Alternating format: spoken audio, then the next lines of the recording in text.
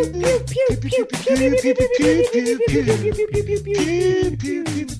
That was so fast. Robert's having none of our shit today. Yeah. Ooh, Yeah, Robert's get back into on his it. bullshit.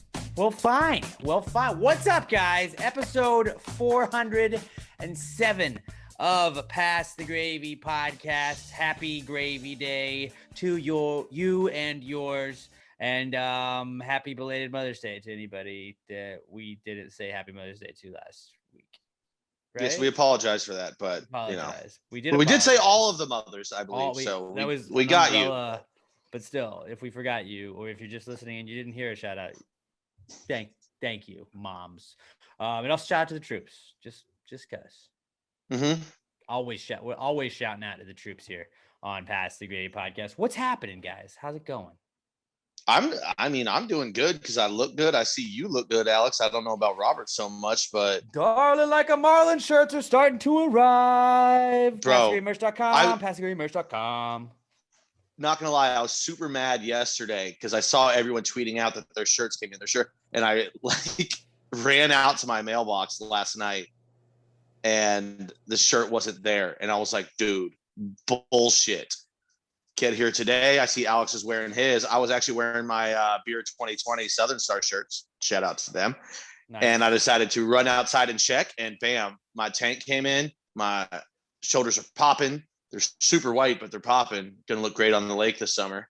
Yeah, dude. So I suggest you guys, if you haven't, get yourself a regular shirt, but also get the tank. This is, and the tank I've never looked this good before in my life. So the navy's pretty sick. I got the black shirt. I also got the blue shirt. Is it black? Is this navy or is this black? I honestly don't know. It's kind of dark in my house right now. Yeah, that's pretty navy. I think that's navy. I got the black shirt. I got all the shirts. I got every single color. The black shirt is clean.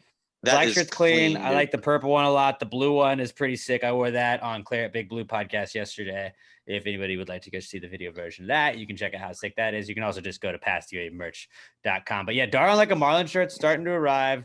And we are going to be doing, I locked in, we're doing a live podcast there. It's going to be an abbreviated live podcast on Saturday, May 29th out at Southern Star Brewing Company. I think we're just going to talk to Dave, talk to him about the beer, shoot the shit a little bit, and then do not cool and answers to wrap it up. So 30, 45 minutes of a podcast.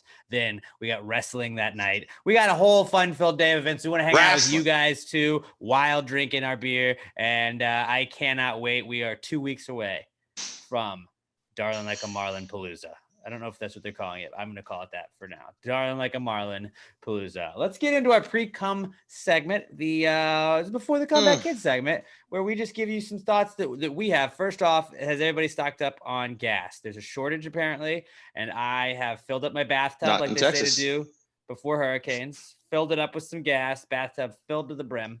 It's, believe it or not, you almost get knocked unconscious when you go to my bedroom now. It is a very strong smell. Every other container in my house is filled with gasoline just because they said it was a shortage. And so I did the normal thing and bought all of it. Did you guys do the same? Is it the glass? Just me. Is it the gas or the vials of chloroform you have in your bedroom that is knocking people out? It could be a mixture of both. Very well could be. Probably. I love the smell of gas. And honestly, I don't think I've ever met anyone that says they hate the smell of gas. Everyone I think that's the most popular, unpopular opinion there is. The smell of gas, whatsoever. Robert, you smell gasoline. You're like, I love the smell of gasoline in the morning. I started licking my lips, you take a sip. Yeah. He doesn't siphon gas. He just gets a little bit, just to get a taste. He spits it back in.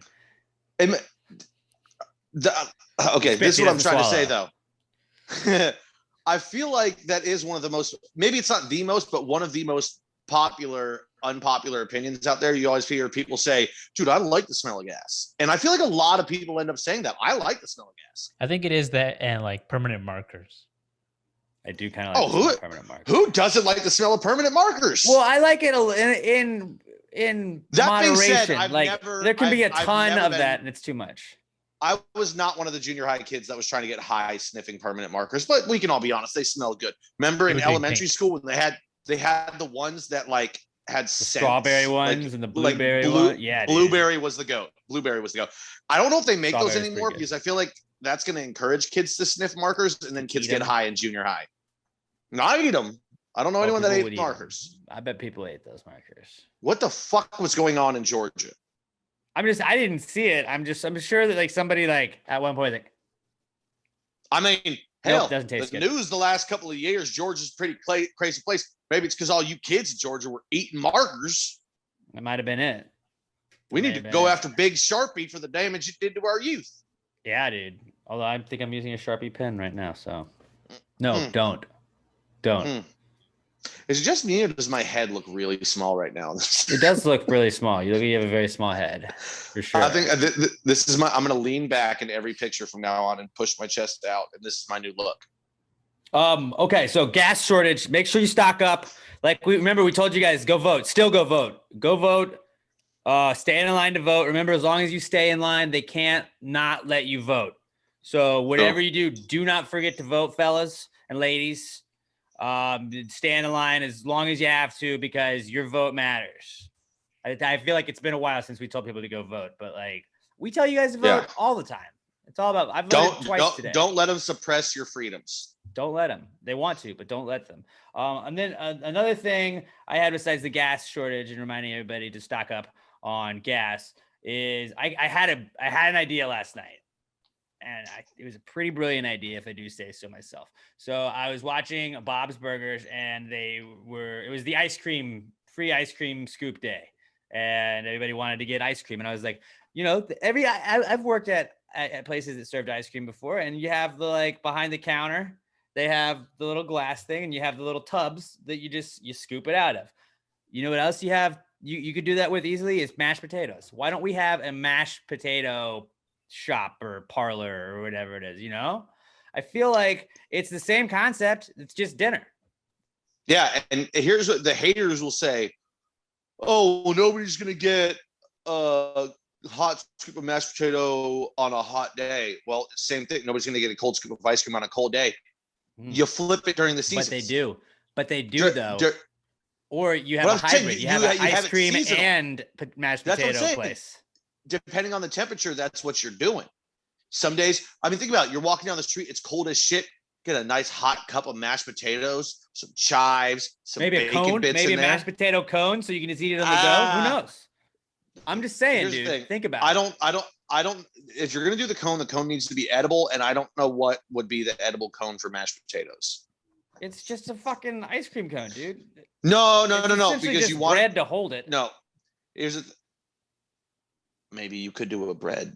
But see, like an ice cream cone is like sugary and crispy. You don't really want that with your mashed potato. I say you just do a cup. That way you can. It's a bacon cone.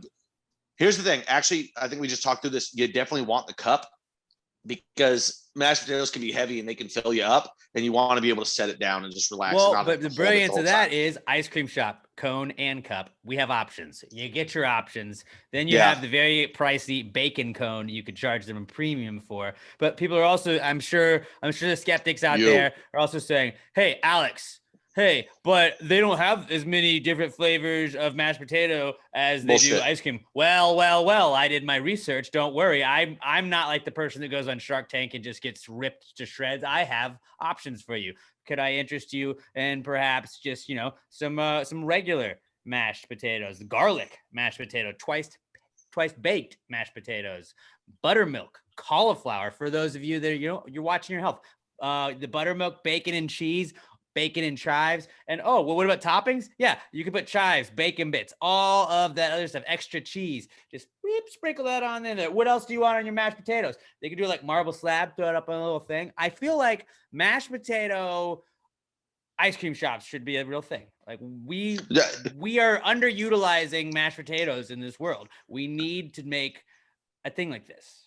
There's so many things you can do too. Do you like your mashed potatoes to have a little bit more chunks in it? Do you want them extremely creamy? Do you want, like I said, along with the creamy, extra heavy cream into it to make it really whipped and everything like that? Also, there's one we do at the restaurant. Before I forget about this one, do you like having the skins in it or no skins? Because some people don't like the skins. I think the skins are the best. We do one. If you want to get the really gourmet one, we do. You take yourself your mashed potatoes. You mix in some gorgonzola cheese with that. You throw prosciutto into that, not just regular bacon, prosciutto, a gorgonzola prosciutto mashed potato. Oh my God, guys, that will change your life. And we do it at the restaurant. It is redonkulously good. And I don't want to rip off my boss, but also, ain't no friends in the food game. Every man for himself. You dig? Right. And like, it's not like we can get real gourmet. Potatoes. They didn't invent mashed potatoes, I mean, I ain't never seen the gorgonzola prosciutto mashed potato before, but we can get real fancy with the different cuts of meat. You like maybe some Canadian bacon in your mashed potatoes. Why not? Nice little shaved ham in there. So some really fatback mashed potatoes. And just the idea of having it in obviously the premium bacon cone that adds to it. And then I think do we throw in the option that you can just get a baked potato, or is it all mashed potato? Oh, I mean, if you're going to do potatoes, you might as well have that baked potato. Of course, you're going to have some dope ass fries too. For the traditionalists. I mean, because you're coming in, you're a potato based shop. You're going to need to do the baked potato. You're going to need to do the fries. But what nobody has is the ice cream style mashed potato bar. Yeah, can I get some garlic with chives, with some chives, some extra cheese, and just throw some of that barbecue chicken in there too. Okay, I mean, done. Think about what the way you said it. It really is perfect because you can have your just mashed potato base, and you can say you started out. What do you want? Chunky or smooth? Bam, we garlic, take it out of that pot. Buttermilk. What do you want? You choose. Yeah. You want extra, like you said, cheese, and you can choose cheeses. You can do the Mexican blend. You can do cheddar, Swiss. I mean, like I said, gorgonzola, Gouda. Choices. Gouda goes good in a mashed potato. But I mean, all you got to do is you take all your ingredients, you throw it into a saucepan, throw that bitch in there, whisk it around together for a couple minutes, and bam, you are ready to go. Then we can get into the sizes, small, medium, large. You just want a little taste. You want yourself a family size. You want yourself a half pan. We can take care of everything. I'm telling you, I think this is brilliant. And I think it honestly could stand alone by itself, but doing it as the seasonal ice cream mashed potato, I think would be a way to hedge your bets. Yeah, like that way you're making money in the off season too. My only thing is like, do we just call it like the mashed shop, but it's like shop SHOPPE, like the olden days? Nope. I like that. Fuck right? that. I hate that kind of thing. I hate that kind of thing, to be honest. Can we do like mashed potato trucks too? Like that's the next adventure. Oh, this is honestly, I think you start drive around the neighborhood playing music, and then kids are running out like, "Oh, mom, I want the mashed potatoes."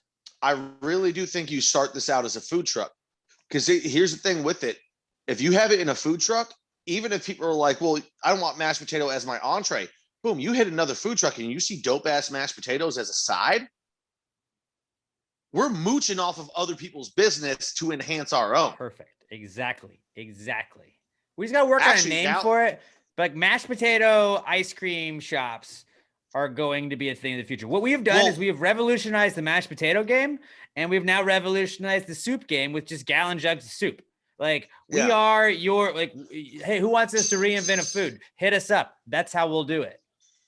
If we're going brick and mortar, I think you want both of them. If we're doing the food truck, we just strictly stay with the mashed potatoes. But actually now I'm trying to think of, I'm on the spot right now, so I don't know, but I think we could find a dope ass name for a mashed potato shop. Just call it Mashers. That's it. Don't overthink it. That's perfect. Mashers. You guys want to go to Mashers? Yep.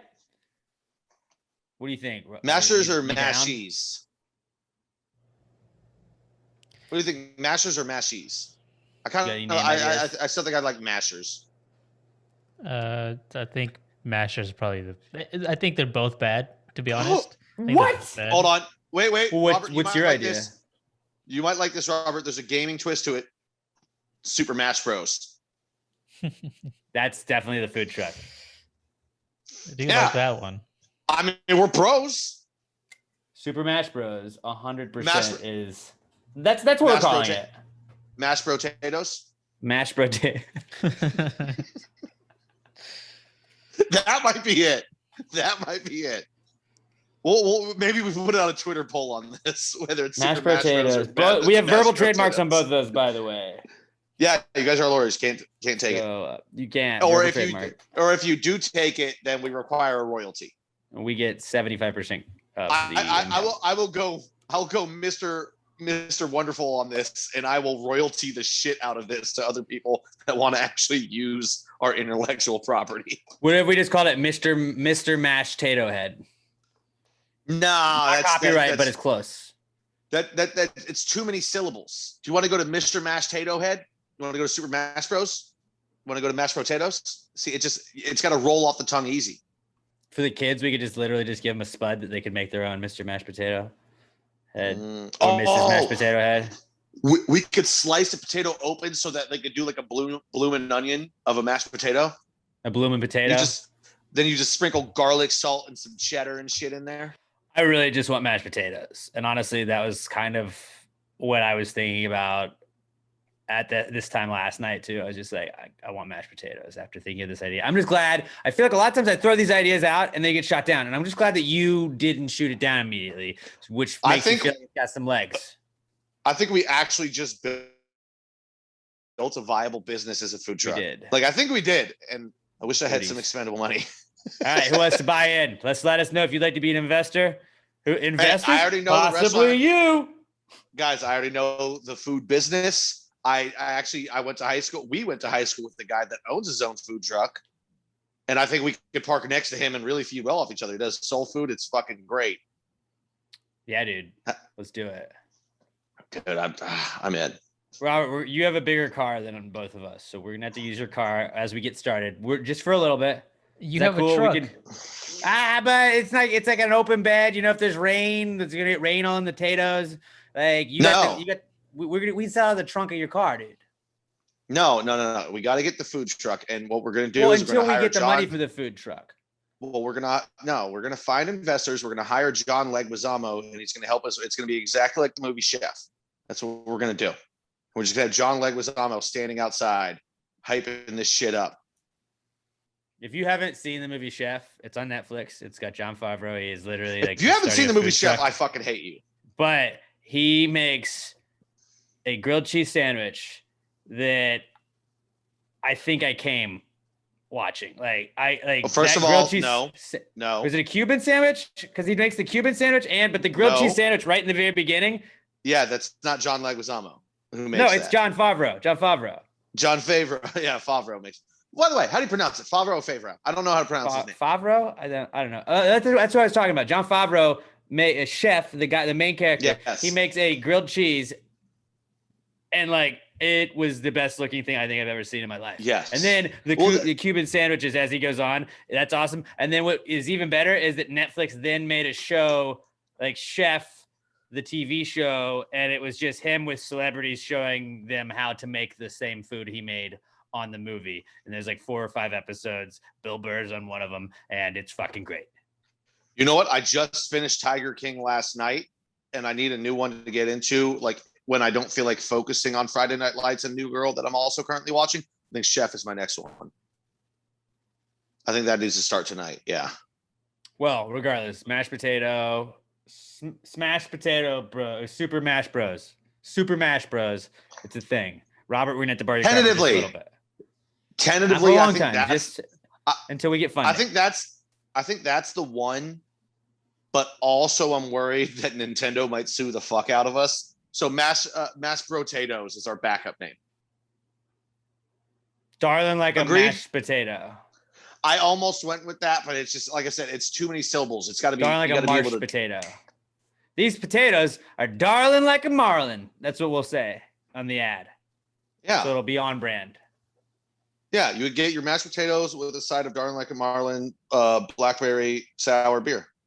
Mashed potato food truck. Yeah, blackberry. Soon. Just wait for it. But I think we have a solid idea right there, guys. Moving on. Did anybody have anything else for the pre-com segment, or is it just me? I mean, I came up with this as you started talking. Why? People, there's NyQuil and ZQuil and all this shit people use to fall asleep. Can you get chloroform over the counter? Literally, if you just knock yourself out. I don't know how much you can That use is what before it it damages your brain. But like, why can't you just chloroform yourself to go to sleep? Probably because it's bad for you. Is it? I don't know. I mean, I don't even feel like I need to do the research on it. It just seems like imagine it's this. bad to chloroform yourself or anyone else. We are an anti-chloroforming podcast, by the way. And I think this is actually another business idea that we could roll into a dual package. I think we should distance ourselves from chloroform. Wait for this. You sell it. You got to get it over the counter, so the pharmacist has to pass off on it. But it's just a little, like your smelling salts that you do in the morning. That's your AM. Your PM. Bam. It's the same type thing. It's a little package that you just crack open, sniff that, and it'll make you pass out to go to sleep. But just do like NyQuil and you're good. Like or melatonin. That's easy and isn't chloroform. There's 80,000 other things that are not chloroform. Yeah, but is chloroform going to work faster? Yeah, but at what cost? You know. Look up the side effects of chloroform if you got any time. Now that we have to prove this dude wrong, I just feel like I'm probably 100% wrong. It's very sketch. I think if we could regulate it, but think about it. You could just like NyQuil, other stuff. NyQuil, you can do the AM, PM, like they sell them in the same box. Imagine if we could have, what do you call those? Like a cracker? I don't want to call it a popper. It's definitely not a popper. Oh yeah, those are the thing. But whatever you call the little smelling salts, the way you got to just crack those things and then bam, and you go. If we could have, it's not a popper, but little. We just call it a nighttime smelling salt. A nighttime smelling salt. A night salt. Yeah, we get Kevin Hart. By the way, I don't ever spokesperson. You ever go night? I don't ever do the day. I don't ever do NyQuil. I'm always a DayQuil guy, even at night, because like I have such a hard time waking up from it. And if you unless you're getting like solid sleep, like a solid amount of sleep, I feel like I'm just groggy as shit when I wake up from like a NyQuil induced sleep. I've used ZQuil a little bit because it's formulated specifically just to help you sleep. It was okay. And like NyQuil or DayQuil, I only use if I have a cold. And that happens once every like 5 years for me. Like I've literally got bottles. I'm looking at a bottle sitting on top of my TV right now. Just sip on it. That is, it's probably been in that exact spot for 3 years. Then that was probably, so I said 4 or 5 years. Fine wine. So probably like every 3 years I need it. And that bottle's been sitting on top of my fridge or on top of my TV for 3 years. Has not moved. Well, if you need it now, you at least know where it is. Robert, did you find any interesting side effects? I'm assuming it's bad. Yeah. Yeah, like brain damage, memory loss, heptic damage. I don't even know what that means. Sounds bad. Liver problems, vomiting, nausea, jaundice, coma. Jaundice? It's gonna turn you yellow? That would be like one of those. Yeah, that'd be like one of those medicine ads where it's like, if you want to get help from depression, do this. Side effects may include bleeding from the anus, death, coma, your suicidal nose falls thoughts, off, murder. It's like all of the side effects are way worse than what it's curing. I feel like every single depression medicine always has the side effect of suicidal thoughts. Which, if you're depressed, that's kind of if you're depressed enough, maybe you're already having them, and you just go, well, it's a fucking numbers game at this point. If it works, it works. If it doesn't, I'm still at the same point I'm in. I don't know, dude. That got dark. Let's move on. Robert, did you have anything in the Precome segment? No, I think you guys nailed it. We ruined it. I want to say I think that was our best Precome segment of all time. The mashed potatoes part was the chloroform part. I don't know so much. I think you had your head was in a good place, but the idea it wasn't executed well. No, and I said from the beginning this is probably not gonna work. That's what I'm saying. On aggregate, it was still our best. It was a win. Precome ever. That mashed potato, like we literally built a business that if we weren't pieces of shit, we would stop this right now, finish recording later, and actually knock out this business plan. If anybody knows how to set that up, we'll buy in. we'll buy in for sure. Does anybody own a food truck that they're not using? Hit me up. Tacos in low places, like hook us up with some ideas. They probably could put us in contact with some food trucks, like a place to buy a food truck. I don't know. Do you have to build a food truck? Can you just buy it already ready to go? I don't know. Buy an old food truck, fix it up. Yeah, I mean that's literally Chef. That's what we already talked about. Yeah, but they bought an old one. I was like, can you just buy? You just said buy an old one, but can you just buy a brand new one? Like, do they just make brand new ones, or like is it like yes. you gotta just add on to your own thing? What do you mean? Do they make new ones? The only way there's old ones is because they were once made new, or somebody built it themselves. I don't fucking know. I'm not a food truck. Technically, you can. Okay, Alex, we're starting a new business from scratch. We're definitely buying a used one and fixing it up. I mean, Robert's car. Unless Mark Cuban sees this and as an angel investor wants to invest in our idea and buy us new ones. By the way, I mean, Shark Tank would have, we'd have to give them like 75% of it and they'd fuck us over 100%, but like we'd be in business with one of those guys. No, they don't do that anymore. They don't do that anymore. What? It used to be immediately for going on the show, you give up 10%. Mark Cuban made him stop doing that because he was like, we're hurting the quality of people that'll come in.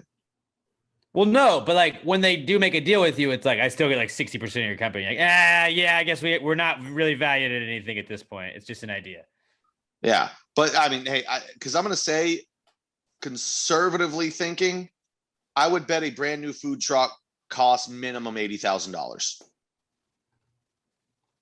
I can see that. And I mean, that's probably including all the equipment you need to put in it. Because it might cost 60, but you might need to put $20,000 worth of equipment in. Not $20,000. Oh, dude, we can buy one. I'll say at least 60 for 13 grand, about 14 grand. So we'll say at least 20 grand once you put the equipment inside, because I doubt that has equipment. Yeah, you need equipment fully loaded, 60 grand. Okay, I actually did say 60 a second ago when wait, is it a trailer? It's a trailer one, but they do have those are still food trucks. Okay, no. So that's the trailer one, 60 I can grand. throw it on my Danger Ranger, just hitch it to it, and we can move that puppy down the freeway. I was thinking one that drives itself, that probably is about 80 then. If the trailer is just 60 fully loaded, a brand new food truck, probably 80 grand. Damn, I'm good. Without looking this up, I'm going to say I was 100% right, and I'm good. All right. Moving on. We're buzzing today, boys. We're crushing it. We are crushing it, all right? This is just an idea minefield right here. Let's get to the Comeback Kids segment. This is where we shoehorn in everything that's happened last week that we feel like talking about. It's the Comeback Kid. The Comeback Kid of the week. The Comeback Kid of the week. Bitch. Our first comeback kid. Now this happened on Friday night. We have a little sheet for like what we're gonna talk about, and I put this I was like comeback kid. I added this right away Friday night, and then literally like Friday night, like later on, I heard other people talking about it. Monday, I heard people talking about it. Like I've heard people talking about it and bitching about this for the whole like rest of the week. Mosquitoes, man. Mosquitoes are fucking back. Pat and I went and saw Hold On Hollywood, Doug Westcott, saw them at Wildcatter Saloon on Friday. Wildcatter Saloon is it is out in Katy near a bayou, and let's just say the mosquitoes were migrating over towards us from the bayou, and we were getting eaten alive. And it was the old Pat was like, dude, I am just getting eaten to shreds by these mosquitoes. And I was like, I haven't felt any. And literally as I like finished saying that, I just felt like all of these mosquitoes all over me. And it was the worst thing ever. Then somebody brought out a can of Off bug spray, and we all proceeded to spray everybody with it. And then it was better. But just fuck mosquitoes, man. Bro, I was wearing bunch of ankle socks and jeans, and somehow the mosquitoes were still getting my ankles. Like my entire life, I don't know what it is. Mosquitoes love my ankles. Apparently, my ankles to mosquitoes are what bacon is to me. Like it's just fucking irresistible. Kills me. Even after we put on the Off, I was still so itchy. I had to go get a jacket out of my car and put the jacket on to fully like control, like cover my arms. You like get in your head about it where it's like, even if it's not itchy, like even if it's not like they're not biting you, you just imagine that they are. And you're like, they're probably getting me. I remember my dog had probably fleas what was in going college. on with my ankles. My dog had fleas in college one time, and like there would be fleas like on the rug and stuff. And like my dog was at my parents' house, and I was doing something, and I came back, but like there was like we had to bomb the apartment because there were fleas in there. Like we had to flea bomb it. But like, I remember like just walking in there, and I don't know if they were really biting me, but it was like I just felt like I was getting attacked, and I was itching all over. And it was just like you get in your head about that, and that was exactly how it was Friday night with those mosquitoes. Where it's just like, let's just go by the concrete, guys. Let's just go by the concrete. They don't like not grass, so like let's just go where they probably don't want to be. But I guess honestly, the mosquitoes are probably huge Hold on Hollywood fans, so like they were probably just trying. Who's not? Right, it's hard not to be. Doug Westcott too. Doug Westcott put on a fucking hell of a show. Hold on Hollywood did as well. But like they were probably just trying to see some good music, really. So like I'm not mad at the mosquitoes. I mean I am, but it's like I understand why they were there. Yeah, I mean my buddy is now a huge Hold on Hollywood fan. He said like the next day he was just shout out Tyler. He was just listening to all their shit the next day. He said he was listening to a little bit the day of building up to it, and then all next day. And he was like, dude, I was expecting just a little like a local band that you'll see anywhere. And he's like, no, dudes are fucking legit. And I was like, yeah. I was fucking telling you. I was like, they are fucking badasses. And they just need to get a little radio play, and it'll spread, and it'll keep spreading, and they're gonna blow the fuck up, man. Yeah, dude. They're badasses. We'll be like, we saw them at Wildcatter, bro. Like they'll be way too big for Wildcatter before it's too long. Yeah, it's not gonna open for Bon Jovi. Yeah, that's a Toyota Center. Bon Jovi's gonna open for them one day. Yeah, he probably will be. And it's gonna be sponsored by Southern Star Beer. And because they know their roots. They're probably still gonna want to buy tickets and go, but you know what? Not in arenas. They don't allow mosquitoes in there. Only mosquitoes we like play in Sugar Lane. Oh yeah, I guess they're cool. They're cool. But yeah, mosquitoes are back, dude. And I heard so many people bitching about the mosquitoes. Live music is back, but live music was back last week. It is continuing to be back though, and it's just hanging out's back. We hung out with the Gravy Gang. Shout out to bro Brad. Bro Brad was cool. First time I ever actually got to meet Brad in person. He's a giant human being. He's a gigantic Norse god of a human being. Like Billy was out there too. Billy bought me a shot. Shout out to Billy. And then Alexis came out for a little bit. Alexis Texas was out there. Was that after I left, or did I just completely miss that? I don't know. We all were pretty boozed up. We had a good time. We had a good time. We had a good time. It was a good time. We had a great time. A great time. Yeah, so that was fun. And it's just like, I don't think anybody's conditioned for bars just yet. Like going out, you're just like so excited to be out there. You just want to have every drink that you can. And then you're like, oh no, like I didn't drive. I was very responsible, you know, but I kept drinking because I was having a good time, as Pat is doing right now. But like usually you're at your house and just you said I'm not conditioned. I might be more conditioned than I've ever fucking been. I don't know. You're pretty drunk Friday night, weren't you? Not really. I mean, I was feeling good by the end of it, but I had to get the fuck out of there before I got too drunk. I was just like, I left at probably 12:30 with my buddy. We both left at the same time because we were like, we gotta get out of here before we get too fucking time is far. Really just a flat circle. I have no idea. But yeah, it was a fun time, and mosquitoes are back. So we sort of stayed on topic on that. Unfortunately. So hey, guys, keep that in mind. We haven't been in Texas, we kind of have been, but a lot of us, we haven't really been out like we used to be as you get back out to live concerts and everything. Full capacity and shit. Yeah. Bring specifically off backwoods. I know we say no free ads. I will tout them free for the rest of my fucking life. That is the best bug spray out there. If you find what works for you, they have those clip-ons now. I've never used them.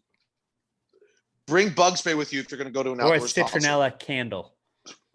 I don't think you can bring that everywhere you go. But try it. But just make sure if you guys go outside, learn from us. Prepare. Bring bug spray, guys. A citronella candle necklace. What about that? So Shit. like you just light Bug it, spray it just could kind of be- floats. Yes, it's gonna light you on fire most likely, but no mosquitoes. Think about this, guys. If you're at an outdoor concert and the mosquitoes show up and you've got some bug spray, maybe some ladies come up to you and they're like, "Hey, can we And use ladies, some maybe bug some spray?" fellas, or you know, Yeah. whatever you're into. Fellas, maybe some other fellas. Ladies, maybe Yeah. some more ladies. Whatever your preference is, it's a good way to attract people. Let me rephrase it all. Maybe the genitals that you're into come up to you and you're like, "Yeah, use my bug spray." Well, because the people at the Let's get table behind friendly. us pulled that out. They're like, "Yo, y'all want some?" We're like, "Absolutely, we would love that." And then we were pals with them. Yeah, and then you were like, "You know, where I learned about this tip, Past Gravy podcast. Maybe check those guys out too." And then maybe you're all listening to Pastor Gravy together, and boom, full circle. And then we'll MC your wedding. Boom. We will do weddings this year. If anybody Book us wants, in just advance, just remember, let us hit know. me up. I am ordained. He is ordained. I am not, but I'm willing to do all the other like stuff. I'll DJ. I will do weddings for as long as you free provide the DJ equipment. as long as I drink and eat for free. I will do your wedding, There we and go. as long as it's within a reasonable distance. Yeah.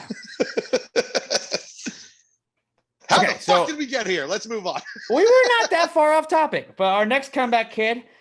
This is mostly actually, I'm gonna add one. I'm gonna just add one ahead of time. 50 Ooh, Cent on the fly. 50 Cent on the fly comeback 50. kid. Now he moved to Houston. He announced he moved to Houston like 2 weeks ago. But just the 50 Cent memes, not even memes. It's like the Bernie Photoshop where just people putting 50 Cent in literally any Houston news story. I thought it was gonna be annoying, and it's not. It's hilarious. I was annoyed Okay. that people acted like 50 Cent moving to Houston was like the biggest deal in the world. It's like, hey, he lives in our city now. Neato. Can you believe big superstar coming to our town? It's like, well, it's like one of the biggest cities in the country. Yeah. So like, I'm not super shocked. Beyonce's from here. Yeah, but like, it is funny that like they took the picture of him in front of the Astrodome, or they're literally just cropping that and putting it in every big Houston story. Like, oh, 50 Cent was here. Like Sam Houston State played on Saturday, and I saw people had photoshopped him like, oh, he's watching the Bearcats. That's cool. I thought that was pretty. My funny. favorite one But I saw, 50 Cent, he's it back. wasn't even a Photoshop. It was just him dressed in like cowboy shit and a cowboy hat. Because he was at the rodeo holding this up his weekend. paddle. And he was like, he's like, Texas doesn't fuck around. I bet, what did he say? Like $65,000 on a bottle of wine and didn't even get the wine. He was like, Houston doesn't fuck around. So yeah, we got some rich motherfuckers. Ever heard of It's that River Oaks? oil and gas money, bruh. I mean, Texas Among other or things. Houston really does have a lot of fuck you money. And I think 50's liking it though. But 50 Cent, he's a comeback kid. And then the comeback kid we were about to get to is Tigers, because dude, Tigers are back, bro. Not because Pat just rewatched Tiger King again, but because there was like Correlation. you can only say it's a hell of a coincidence that this happens. But there is, I guess, a new Tiger King in Houston. He's a criminal as well. There was a tiger roaming a neighborhood in Houston, and people had video of it. And then it had a collar on. You see in one of the videos, the guy like grabs it by the collar and takes it back in. The tiger seemed pretty chill, but like the guy takes it into his house. Then it turns out that guy was arrested for murder. He was out on bail, which then everybody was like outraged about that. But I was like, I mean, well, he's like on bail. Like they didn't say he got off on murder. He's on bail. I don't know. But the tiger's nowhere to be found now. He allegedly like left with the tiger, and like Yeah. the tiger could still be on the loose. I don't think the tiger's on the loose. I think the tiger is at some place being watched. Oh, he definitely left it with a buddy. He left it with a buddy. That's the only. Because like, if there was a reason tiger why on the this loose, was- if you just let it go, like, yeah, you would have seen the tiger.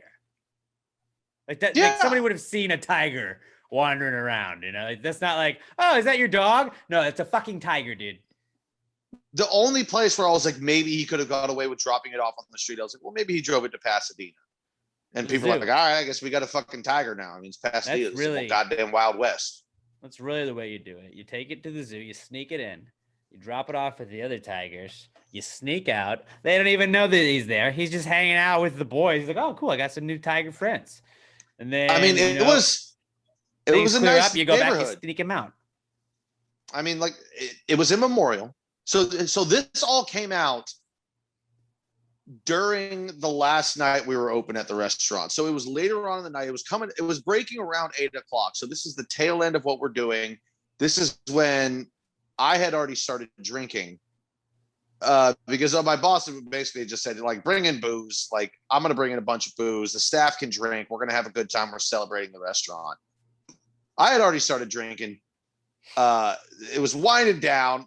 My GM looks at me and goes, dude, there's a tiger loose in Memorial. So, by the way, we're in Memorial. It was a little bit far. It was like on the edge of Memorial, kind of far away from where we are. And I was like, the edge of the jungle of Memorial. I was like, fuck it. I hope this son of a bitch walks through the front door. I want to pet a tiger. Let's go.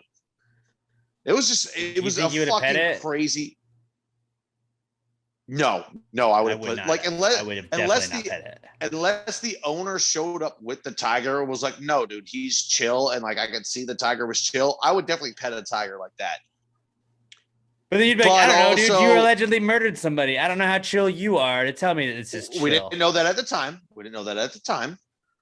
Yeah, that's what the crazy part about this was. Is like it kept getting crazier. Like, not only was this guy's tiger, this guy is out on bail for murder. I had seen Tiger King, and I know a lot of times you can pet him. This was a pretty big tiger. Like, this tiger was past the point of where they would use it for petting the tigers and shit. And I had seen tigers that were completely calm turn on people in there. And I don't trust myself to where if I saw a tiger and I started petting it, I wouldn't put my arms around its neck and just completely hug it. And you don't want to do that with a tiger. It'll turn and bite your face off. And like I said, but also, like I said, I'd been drinking already. So I probably would have pet the tiger. I'd be dead now. Let's put it that way. I'd be dead if that tiger showed up in our parking lot. Because I'd be like, oh, big kitty. Come here, you just kitty. Want to pet. You just want, look at that tail. Oh, look at you. You're so soft. Look at that big kitty. I would have brought a steak some out milk, to it. buddy. Come here. Have some milk. That's why I'd be dead, is I would bring a steak out to the fucking tiger to feed it. And then I would try and pet a tiger while it was feeding, and I would die. That would definitely do it. Maybe I'd give it a meatball. Just a meatball, something to know I'm friendly. I think just feeding him doesn't help. You're just going to... But also, I don't know. If it's full, you know, I'd give it a whole tenderloin, enough to like fill the stomach, let it calm down for a bit. Then we'd be best friends. I'd name him Jimmy. Why Jimmy? I don't know. Jimmy just seems like a funny name for a tiger. Doesn't seem like a Is that a fucking tiger? It's Jimmy. It's just Jimmy, dude. Just chill out. Him and Frankie Ocho are the pals. It's just what? Funny You want to fuck with dude. Jimmy? Don't fuck with Jimmy. I'm Frankie Ocho. I'll fuck you up, bud. I'm his bodyguard. Animals just regular ass names. That's funny to me. Like, I don't want a dog named Fluffy. I want it to be named fucking Brady. Like, come on. A dog named Brady. I know, and he was such a good boy. I just want to be named things that I've named things. Yeah. You know, something familiar with me. My family's never been a weird name for dogs. Like, since we've lived in Texas, our original dog was a German Shepherd named Smokey, and he was the best of boys. But since then, it's all been regular names: Brady, Sarah, Leia. Like, we give them regular fucking names. Leia is just a traditional name. I mean, it's not an uncommon name. Also, Princess Leia, and we're Star Wars fans. Right? No, I knew that. I was like, you named it after Star Wars. You didn't name it as it's like a person's name. Yeah, well, I mean, Quinn is another one we have. Quinn's a cool Bella. name. Solid names. Solid names. I like regular names for dogs. I don't get people that don't like that. I have nothing against people giving them weird names, but when people are like, you can't name your dog like a human name, I'm like, why the fuck not? I would name the tiger Richard Parker, like from Life of Pi. That being said, if I ever did first and last name, if I ever did get a bulldog, I would definitely have to follow Adam Sandler's lead and just name it Meatball, because that's the perfect name for a bulldog. Kind of does look like a little meatball, yeah. Fucking Meatball, come on! You call him Meaty? Meats Magoo. Oh. See, there's some great names right there with that. But yeah, Tigers are back, dude. Tigers just hanging out in Houston. Houston, a hotbed for Tigers. They left Oklahoma, and now they're here. And of course, because of this, that bitch Carol Baskins had to get back on TV. She just had to weigh in on it, didn't she? She couldn't just shut her fucking mouth. That husband murdering motherfucker. This would have never happened if the Big Cat Rescue Act had passed and it was completely illegal for the private owning of cats. Oh, you mean for everybody except for you? So you're the only place people can go see them. Well, yeah, but I want to own them, but just so I can rehabilitate them. Like, so you can release them later. No, because they don't know how to handle it in the wild. So I'll take care of them. Like, maybe you could use your millions of dollars to buy shit tons of real estate in other countries where these animals have natural habitats, and you could just build something for them there. I hate that woman. Actually, dude, rewatching Animal King, I hate her so much more. Tiger King. What did I say? Animal King. My anger is clouding my words. Yeah, it seems like it is. But honestly, I might rewatch Tiger King again. It's so good, guys. Good. Seriously, everyone rewatch it. You forget how fucking crazy and good it is. Yeah, just like the whole that's why everybody got swept up with it so much, because you're just like, wait, what's happening? What's happening next? Oh, there's another episode. Absolutely, I'm watching that. Actually, I was thinking about this last night. I think I'm gonna rewatch Don't Fuck with Cats again too. That one was weird. That was weird. I probably won't, but I might, because that was just as crazy as Tiger King, but in a dark way. Whereas even though there was murder for hire involved in Tiger King, you know, there was tigers. I wasn't gonna do it. There was tigers and crazy if anybody characters. Was murdered, it was Carol Baskin, who you really don't care for at that point, right? And like, that dude was a fucking psychopath and Don't Fuck with Cats. He was a fucking psycho. Yeah, dude. And also just the people that were being interviewed, they were also unlikable kind people. Of psycho too.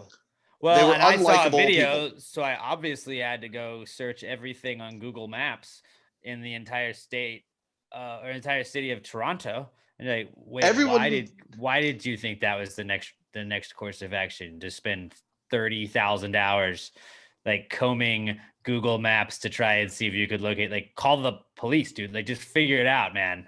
Well, the police didn't want to help. Well, I don't know, dude. Those people are all just losers with no life. Tiger King was interesting people. Like Saf, fucking awesome, who lost his arm. Shit. And then there was the campaign manager that was like, so technically fuck the feds, which I think everyone can kind of agree with.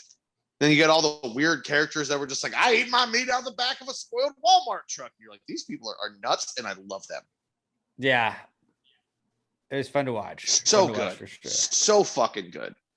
Tigers. I need a follow-up doc. Back this week. They're comeback kids this week. Another comeback kid is Tim Tebow. Timmy Tebow, back in the NFL, is a tight end now.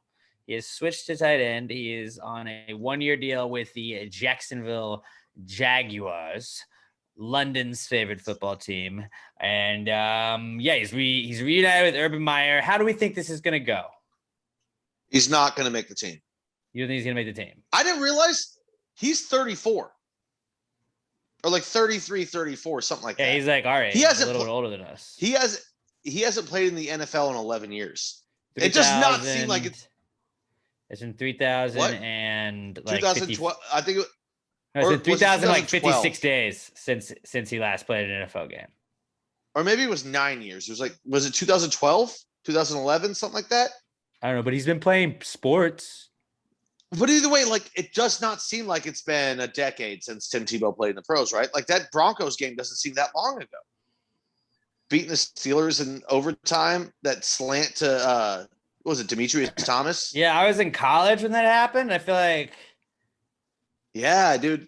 I graduated in 2012. I think he played a couple more years after that. But, like, yeah, he was done after that. It's a shame. Like, if he would have just embraced, I'm not going to be a quarterback, let me try and become like an H-back tight end, maybe it could have worked back in the day.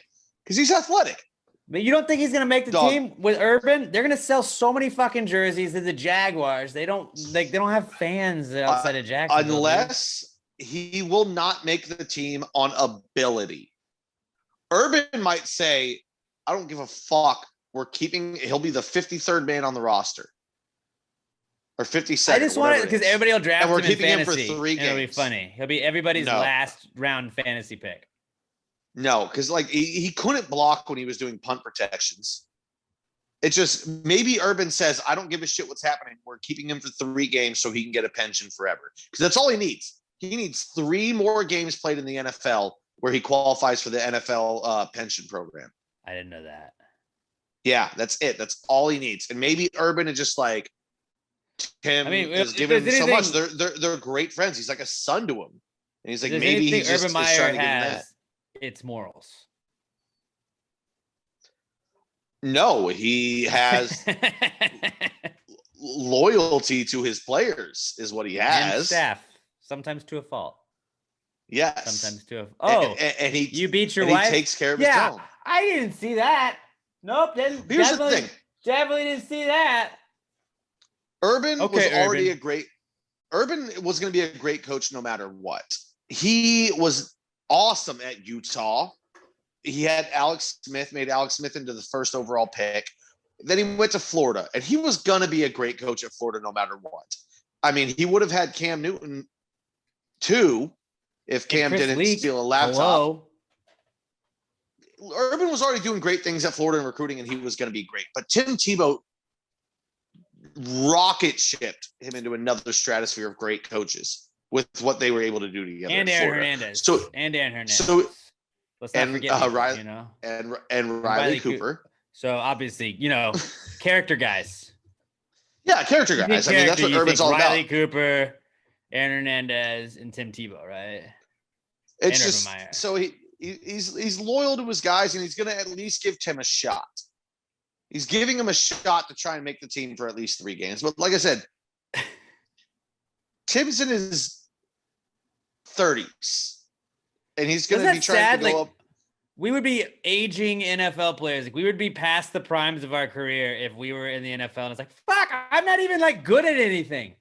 And but Tim's in great shape. Tebow's a tough guy. I'm not saying Tebow could come out there. What if he plays well? What if he fucking if anybody would just show off, it would be him. He's a supreme athlete. I mean, he still is. He's in great shape, but he's just, in terms of athletes, he's old. So I don't think he's going to be going up against literally dudes that are in the top 1% of athletes in the world in the prime of their life at 21, 22 years old. Like, can you imagine? You think Tim Tebow can block Chase Young? Not a fucking chance. Oh, chop block him.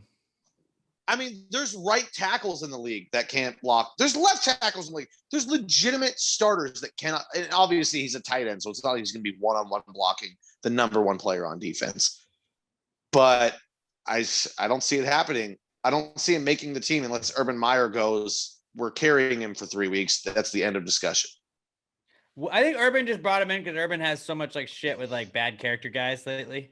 He's like, we just need the golden boy to kind of be around. I don't know. It seems like when Tebow's around, things go well. Maybe he's bringing Tebow in, and he'll also be the team chaplain to constantly pray for the health of Trevor Lawrence. Maybe he's guiding Trevor Lawrence on his football journey. Here's how you throw it badly with your arm, not the way they traditionally teach you. And then also here's the jump pass. That was kind of cool. That was always my favorite Tim Tebow, where it was goal line, looks like he's going to dive over the pile, and then he just throws it in the air. That was pretty sick. I mean, yeah, I hope they never take Lawrence off the field to run Wildcat with Tebow, though. Oh, yeah, no, they better not. They better not. But they're going to in preseason at some point, and they're going to be yeah, Tebow is lining up behind center. If you're taking Lawrence off the field to play Tebow, that's just... come on. We all know you love your boy, but take it easy there, Urban. Tim Tebow, he's back in the NFL. Also, speaking of the NFL, schedules are back because we are recording this on Wednesday, May 12th. As we are speaking, there are schedule leaks all over the place. I saw the Giants have the Broncos to start. I think the entire week 1 schedule has been leaked, basically. I know the Giants are playing the Broncos to open the season, and then they're on the second week, they're playing Thursday Night Football against the Washington football team. And I know the Texans open against the Jags and Tim Tebow. And I'm pretty sure like everybody has it's Bucks Cowboys to kick things off on that Thursday night game to start the season. And then like I saw some other leaked games that allegedly are happening, but 7:00 tonight, they're going to fully release the schedule. Although like Fox wanted to release their primetime games, NBC wanted to release their primetime games, ESPN did the same. So you're slowly able to kind of like build what you're seeing out of the, like you're slowly being able to kind of like build a schedule. It's like an incomplete schedule, but like I was kind of making fun of it yesterday, and I was really like swept up with like, okay, who the Giants got week 4, huh? Like what do we got then? When's our first divisional game? Where's that Miami game? Like, I don't know. I was into it. And I'm pretty stoked that it's Giants Broncos as long as Aaron Rodgers isn't on the Broncos week 1. I don't see that happening. We got because I think we could beat Drew Lock or Teddy. See, here's the thing. I do think Aaron Rodgers will be with the Packers week 1. I don't think they're going to trade him unless they get just a ridiculous haul because they've got his rights. And like anything less than 3 first-round picks and probably 3 first and a second, I don't think you trade Aaron Rodgers because you're still going to get 5 years of Aaron Rodgers at quarterback. He said he wants to play into his 40s. So we'll say at least 4 years. Which is more a very good Super Bowl window. I don't see and if you're trading for Aaron Rodgers, it means you're going all in. And you have to have a team that's ready to play. Broncos have a defense. They've got a solid defense, and they've got really good weapons on the outside. They really do. You've got Noah Fant. You've got Jerry Jeudy. There's another wide receiver I can't think of off the top of my head right now.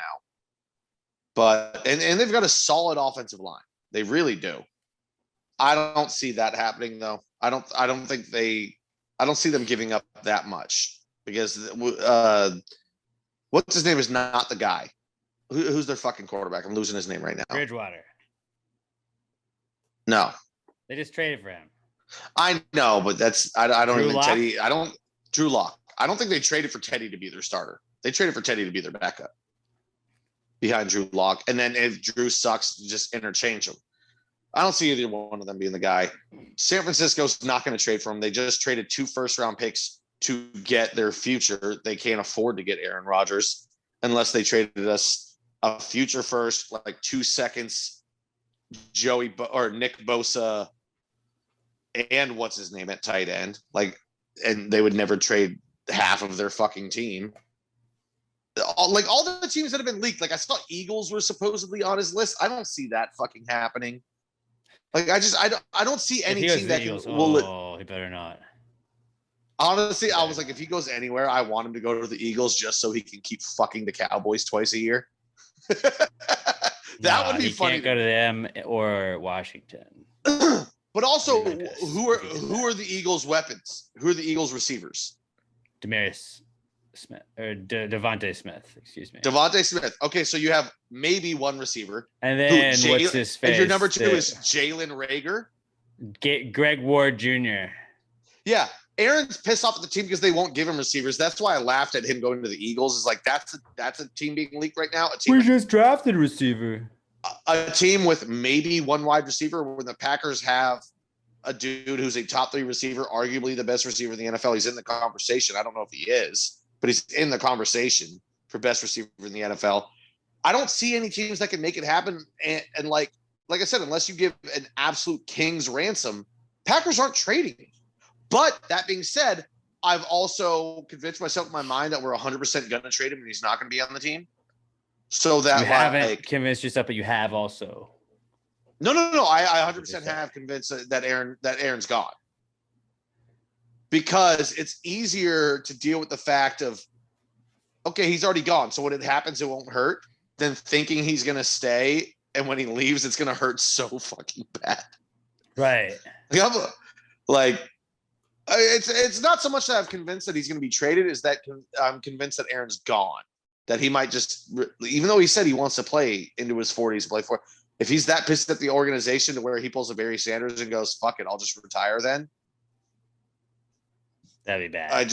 I can't think he's coming back and him not come back. You know what I'm saying? Like that would hurt too bad. That would hurt way too bad. But NFL schedules, guys, they're back. Yeah, people are talking about Packers Browns on Christmas. And you can't say you're going 8-8. You can't say you're going 8-8. It's either 9-8 or 8-9. There's no 500 teams from now on. Nope, nobody's 500.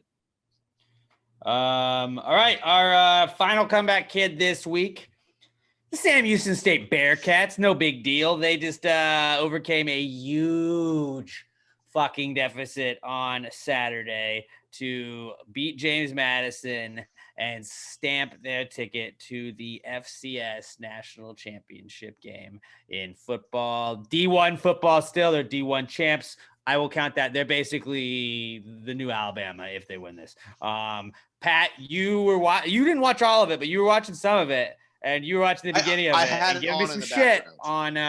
You're giving me some shit that first half. You're like, looks like Sam's done, and not only were they not done. I don't believe I said that. I think, and I wasn't giving you shit. I think what I had said was, this isn't looking good. And I believe you said, yeah. I said what? Because at that time it was obviously not looking good. I would have to go back. I wasn't giving you shit. I was just texting a friend who was invested in the game and going, buddy, not great. Well, I honestly wasn't trying to give you shit, but you know what? Texas forever. Can't keep Texas down. For those of you that do not know what I'm talking about, Sam Houston State, my alumni, playing in the spring football that they moved from the fall because of the pandemic. And yeah, they were in a semifinal game against James Madison. They were down 24-3.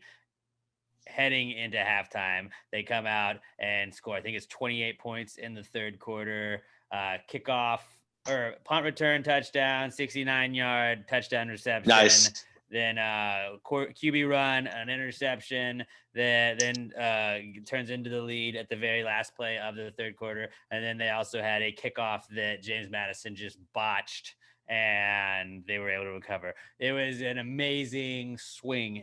It was the best. I tell our next guest here that was the best best quarter of Sam Houston State football I've ever watched in my entire life. I've ranked Ryan on the morning show, asked me to rank like where that game ended up in like my rankings, and personally I would say Super Bowl 42, Giants winning that, ending the Patriots' perfect season. Super Bowl 46, Giants beating the Patriots again, giving Eli it's not just a fluke quarterback, he's the real deal. And then Sam Houston State just beating James Madison. Obviously, when they win the national championship, that'll probably be the next one. But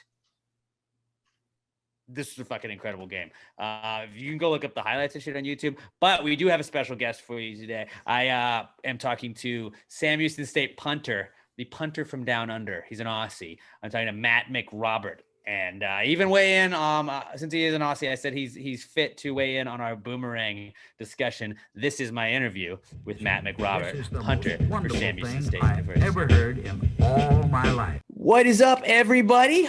We are joined by a very, very special guest of America's spring football team, the Sam Houston State Bearcats. 2 times has been named first team All-Southland Conference, a Ray Guy watch list participant person, best punter in the FCS. Up for that, he's my best punter in Pass the Grade podcast history. The punter from down under. We got Matt McRobert joining us. What's happening, man? Not a lot. Thank you so much for having me on today. Dude, are you pretty stoked? Like, y'all are in a national championship game. Yeah. Before coming to Sam Houston, I really wanted to go to that winning school, a school that would always win. And I had some other chances to go to other schools, but Sam Houston had that culture of being in that Final Four, really trying to get to that national championship level. And my first 2 years here, we've been below where we need to be. But, this season, we've really come together as a unit, as a team, and look where we are now, where we should be.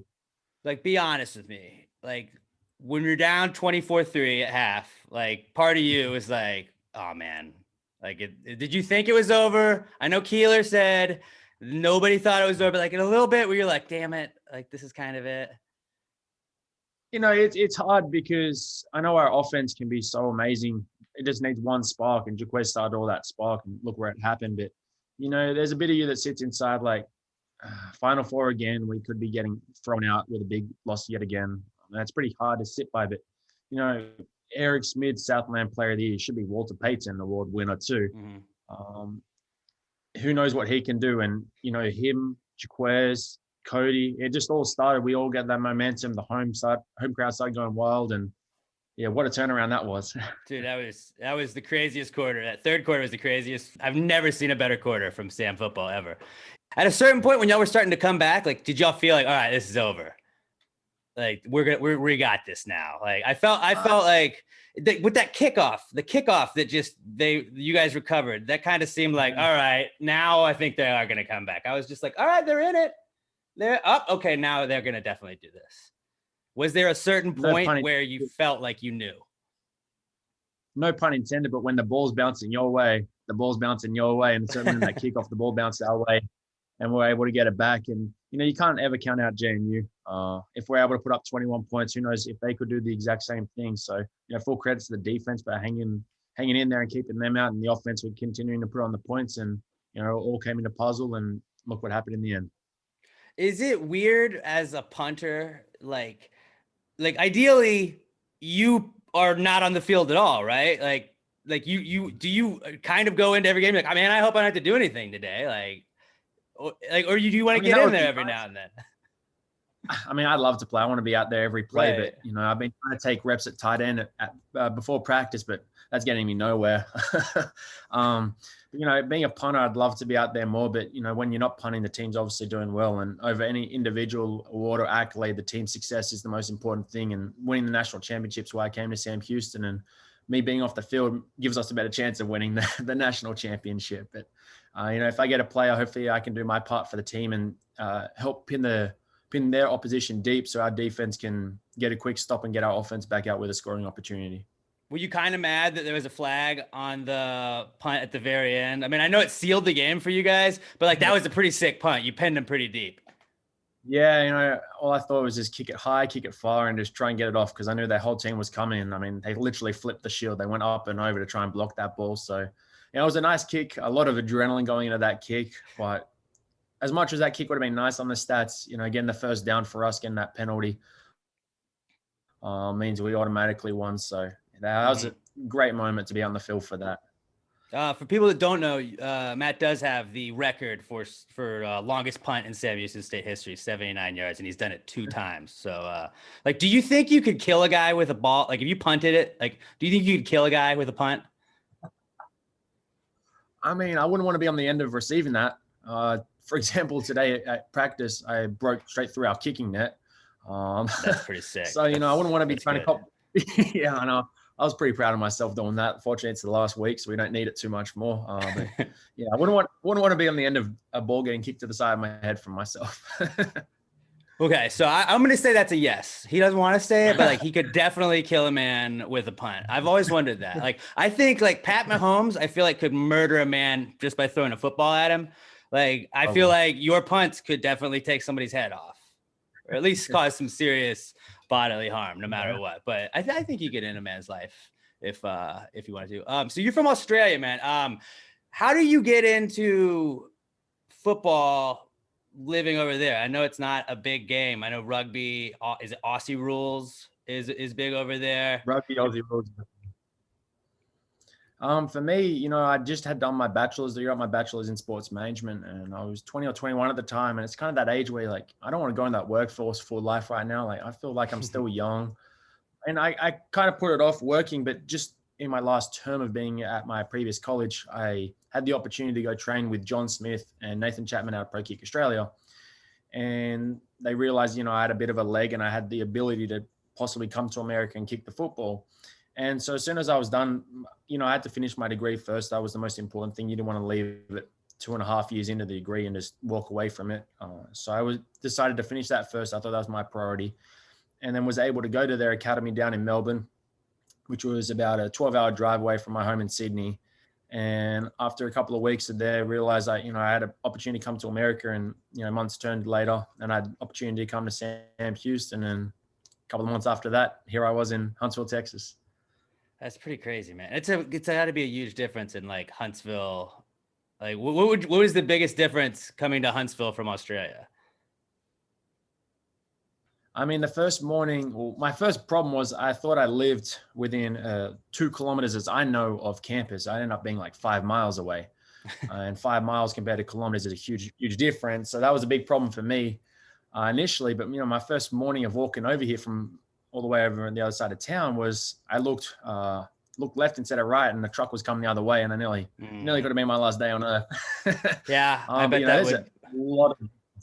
A lot of differences between Huntsville, Texas, and home. But what a unique opportunity, experience, and time in my life that I get to come live away from home, learn, grow up, mature, develop as an individual, and one day get to go back to Australia with all these memories in my back pocket. And speaking of like being a long way from home, like with COVID, that changed the game this year. They pushed the entire season back from the fall to the spring. I'm assuming were you in Huntsville during all of that, or because you can't really, their travel was kind of shut down at that point. You couldn't go anywhere. Like, how was that, dude? That had to be terrible. Yeah, that was kind of rough. I've been stuck in Huntsville. I really didn't even leave the town. I didn't have a car myself. My girlfriend drives me everywhere, fortunately. Nice. But chauffeur. I didn't even really leave town maybe once or twice all last year because of coronavirus and lockdown. Really nice. It was around May last year, when everything was getting shut down. And I was actually kicking on the football field, which was actually all locked off. You weren't meant to be on there, but I'm like, I'm stuck in town. I'm coming on a kick whether you like it or not. Right. And I actually heard the scream or cry of 2 baby kittens under our facilities, like in a back corner being put inside a plastic bag. And, now 1 year old, I got my little junior, Missy, still with me running around. So that's been a blessing for me for the past year, having 2 little babies to look after. But yeah, not being able to get home has been really hard. It's 16, 17 months since I seen mum and dad. But, FaceTime helps a little bit. But, itching to get back to Australia and give them a big hug. Hopefully they can come out in the fall, because I feel like the chances of me getting home between now and fall are pretty limited too. We're still traveling, what have you. But, hopefully they can maybe come out here later on in the year and the season and watch me play another game. But, if not, looking forward to getting home to Australia soon. They got to come out for that ring ceremony, right? Like that week 1, y'all get to stand out there and they'll get to see that. That'll probably be it, right? Hopefully. I mean, hopefully the Prime Minister from Australia and the President from America, has a little treat and be like, all right, Matt McRobert's parents can come to America and go back and forth with no problems. Can you get do they do keys to the city in Australia? Like, could you just get a key to the country? Like, you won a natty, why not? I might have to put that on Twitter and see where that goes for me. I'm just saying, we never know. You never know with that, dude. I think you could pull it off. I had all this, I was going to talk so much mess about South Dakota State. And then I was like, no, I don't want bulletin board material. So I'm going to save all that. You have to come back on after the national championship, and then we'll talk about all that. Definitely, I would love to. Are you nervous for this game, man? I mean, I'm not too nervous. It hasn't really sunk in that it's a national championship week. Kicking a football, I don't really get too nervous. It's just kicking a football at the end of the day. The more you put your pressure on yourself, the more you build up within your head is the more pressure that you'll receive from yourself. That last kick, I had just called the timeout before the punt with 1 second to go on the play clock. And I had about 10 guys at least come up saying, hey, we need a kick here. I'm like, what else did I come here to do? Kick a football or throw it? Come on, guys. Believe in me. But, they all believed in me, and I knew that I could pull off the kick in the end. And, coming to national championship week, it's just another opportunity, experience, and moment of time where I get to perform in front of some people and, most importantly, my teammates. And that's what I look most forward to. As a punter, do you watch a ton of film? Are you watching punt coverage and stuff like that? Are you focusing in on that, or is it just you just watch less film? No, I really like to watch a lot of film. I love to watch every returner, how he likes to return the ball, see if I can see a weakness in maybe kicking left or right. If he doesn't like it with the sun, your wind, how it affects with that. But also, especially the front line of the punt, to see what they like to bring with the rush, if it's just the edge, if there's middle, A, B gap, that kind of stuff, just to try and see if I can work out maybe I have half a second more to hold on to a ball. or in safe look, I try to hold on to the ball as long as I can until I see guys right in my face. Then I'll kick it. And I try and hold on for like nearly 3 seconds at times. So my teams are already down there, turned around, and they're waiting for the ball to be kicked. I think that's really important as a punter, is to pick up the fundamentals of the opposition's punt return, because if you can find a weakness in that, or if they're slower in something, you're able to use that and execute precisely, and you can really help your team pin the opposition down further. Yeah, man, you've been able to do that successfully pretty much all season long. Like I don't think I've seen a bad punt from you really this season. Like, what I always wonder about punting is just in the back of your mind, you're always like, I might have to make the tackle. I might have to make a tackle here. Like, what was the best tackle you've ever made? I haven't had to make a tackle here in America. I only had, my longest return was against North Dakota State. They returned me for a touchdown, but I think I hadn't had a return over 20 yards ever since being here, or within this year. It was probably like 5 or 10 yards. But in that return, their starting linebacker was their lead block. So I thought, just launch my whole body at this guy and hopefully somebody else can get him. But Natalie got around everybody in return for a touchdown. I was like, are you like, I'm going to go for legs only? I guess throwing your whole body at somebody's a pretty solid way of stopping them for sure. Yeah. Just a couple more questions. I'll let you get out of here. But so I have this theory on my podcast that my co-hosts do not agree with, but my whole theory is that everything in the world is both a ladle and a boomerang. A ladle, when you put a handle on anything, it becomes a ladle. Whether or not it's a good ladle or not, it just depends on if it can pick stuff up. A boomerang is literally everything in the entire world. And I think it's just like, if I throw this pen, it's a bad boomerang. It's not going to come back to me. Do you do you agree with me on that? As the resident Aussie here, I feel like you can be the deciding factor in this. Solid theory, or maybe I should move on? No, I think solid theory. I like it. Is it about the boomerang thrower? Maybe that's kind of what you got to look at. Maybe it's who is throwing the boomerang as opposed to what it is. That could be true. If there's a true blue Australian out there throwing it, it should come back to him straight away, hopefully. Is it like boomerangs aren't as big over there as like everybody else makes them up to be, right? Like y'all don't just grow up throwing boomerangs, do you?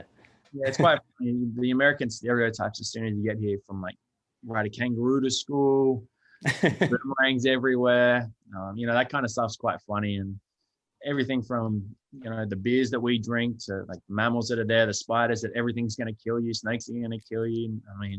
No, it's not like that, but it's quite funny the way it's portrayed. That's for sure. I get a kick out of it every time somebody asks. What about Vegemite? Vegemite I know is big over there. Are you a big Vegemite dude? Huge Vegemite. Love my Vegemite. Do you get it here? I have. Mum sends me parcels probably every 1 or 2 months of from gummies, foods, everything. Get Vegemite, and I've had probably 10 to 20 guys from the team coming to my place to smell Vegemite, and everybody's nearly gagged just from the smell of it. I don't understand why, because I could slap that on my sandwiches every day, but these guys, can't even taste the smell of it. It's an acquired taste, I guess. Definitely is. Definitely. All right, man. Well, hey, I really appreciate you coming on the pod, dude. We got to have you back. I actually, we are having a beer release. I'm not giving you a chore, but if you would like to, in the May 29th, after you have won a national championship, we have a beer release. It's our Darling Like a Marlin beer at Southern Star Brewing Company in Conroe. If you'd like to come and be the ceremonial first kick and kick one of our cans to open it, I would love to have you out there. If not, no big deal, but just throwing it out there would be kind of cool to have a national champion punt a beer can. I'll come down. All right, man.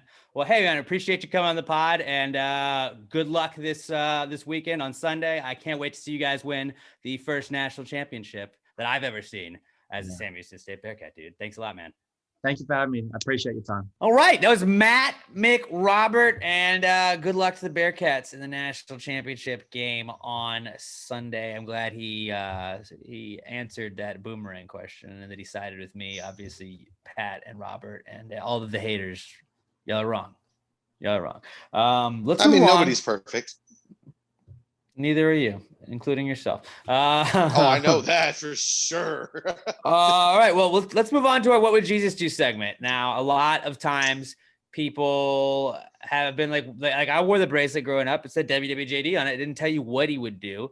And since it never told you what he would do in situations, we decided we'll tell you what Jesus would do. Throw Jesus in a situation he might find himself in today's times. Like if he comes back in 2021, hit us up on Twitter at pedi-pod. Use the hashtag PTGWWJD. Throw Jesus in a situation in today's times, and we'll answer it for you. Hashtag PTGWWJD at Pass the Gravy Pod. But before we get to that, I guess it is brought to you by our good friends at Southern Star Brewing Company, the best beer in the entire world. And Pat's drinking a low calorie IPA. I got the Mama Rosa Gosa, which is pretty awesome. The Nutrigal Mandalorian Stout, bomb AF. They also have the Metzli Pecan Stout, and coming soon, May 29th, Pecan Stout.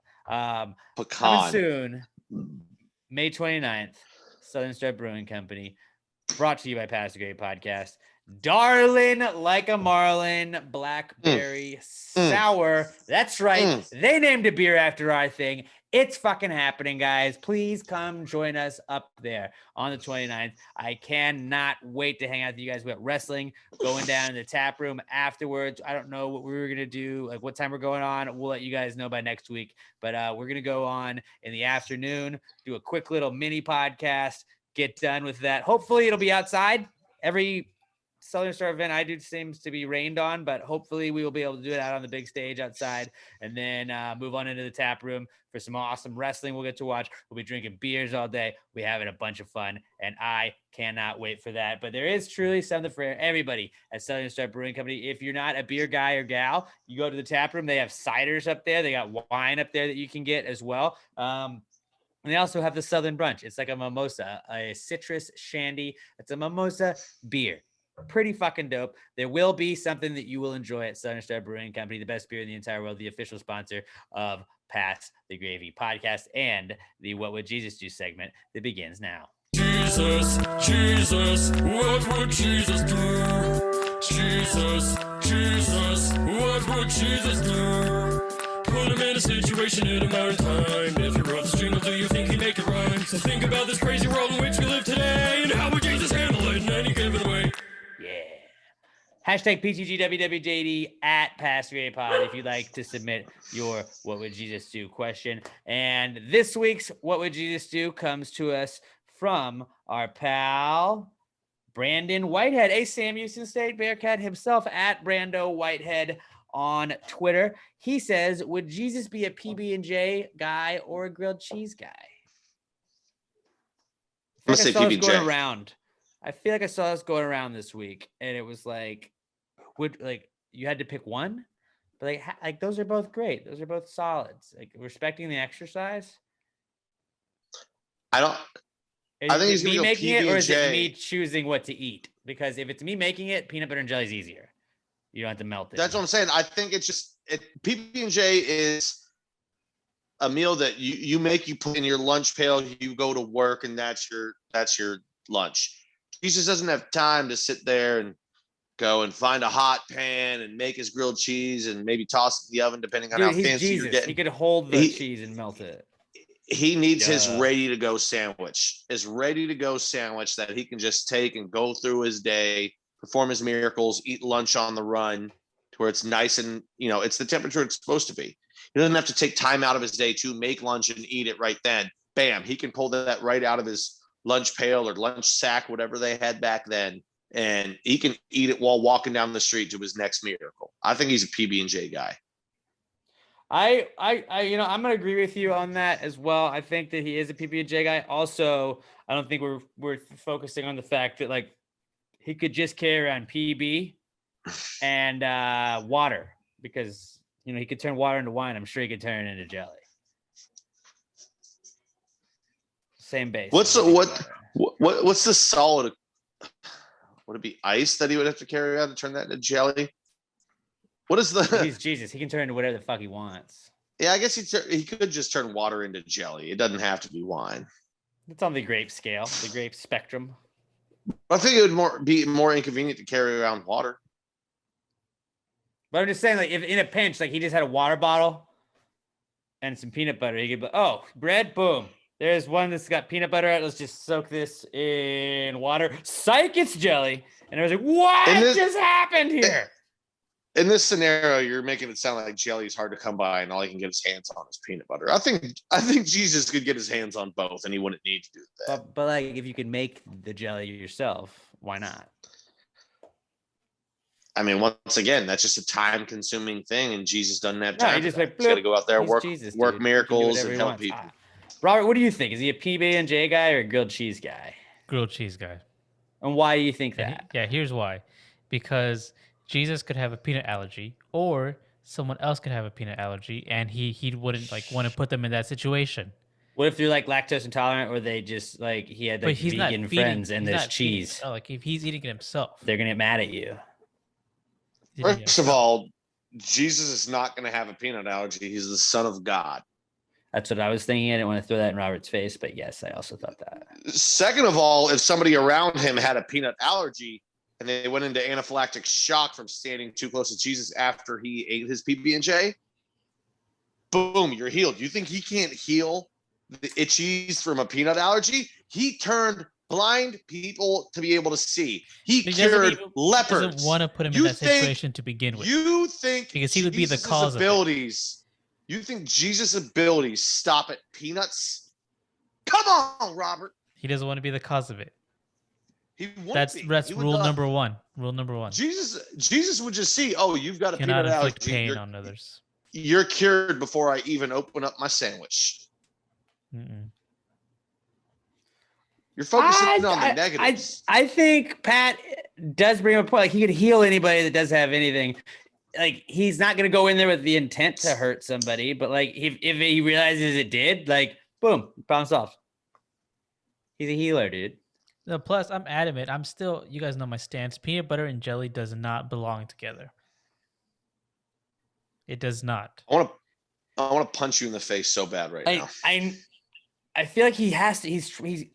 I still refuse to believe that you honestly think that. I know you're just trying to troll us because you say it every now and then, and it's like, Robert, don't say that. Don't. You might not like it, but it is the most universally known sandwich. It's so easy. It's such an easy sandwich, dude.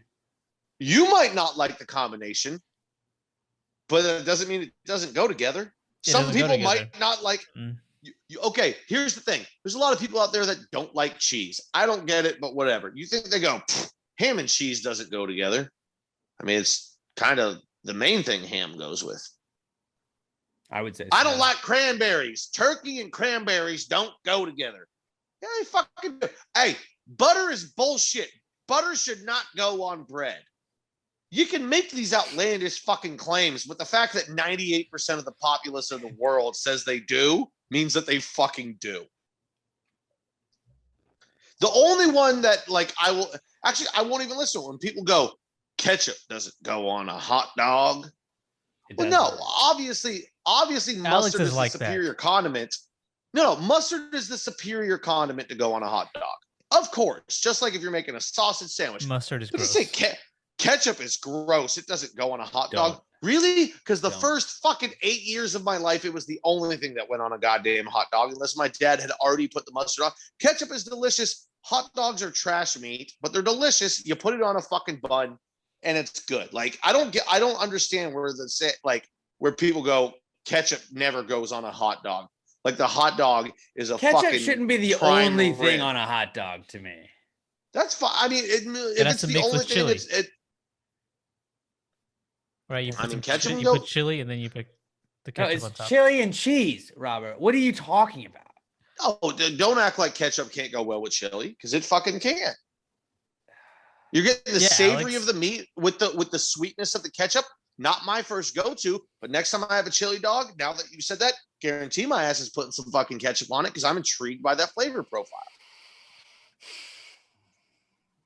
I'm not even. And then there's people probably screaming at me how dare you? Here's what I don't get is people that say ketchup doesn't go on a hot dog are people that'll be like, yeah, dude, ketchup is good. I eat it with fries all the time. Why the fuck can't it go with a hot dog? Because it's weird that you picked it over mustard.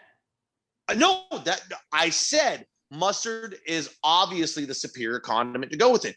But the people that say Ketchup should never go on a hot dog, but you eat it with fries. Why don't you eat mustard with your fries? It is the superior condiment. It's better.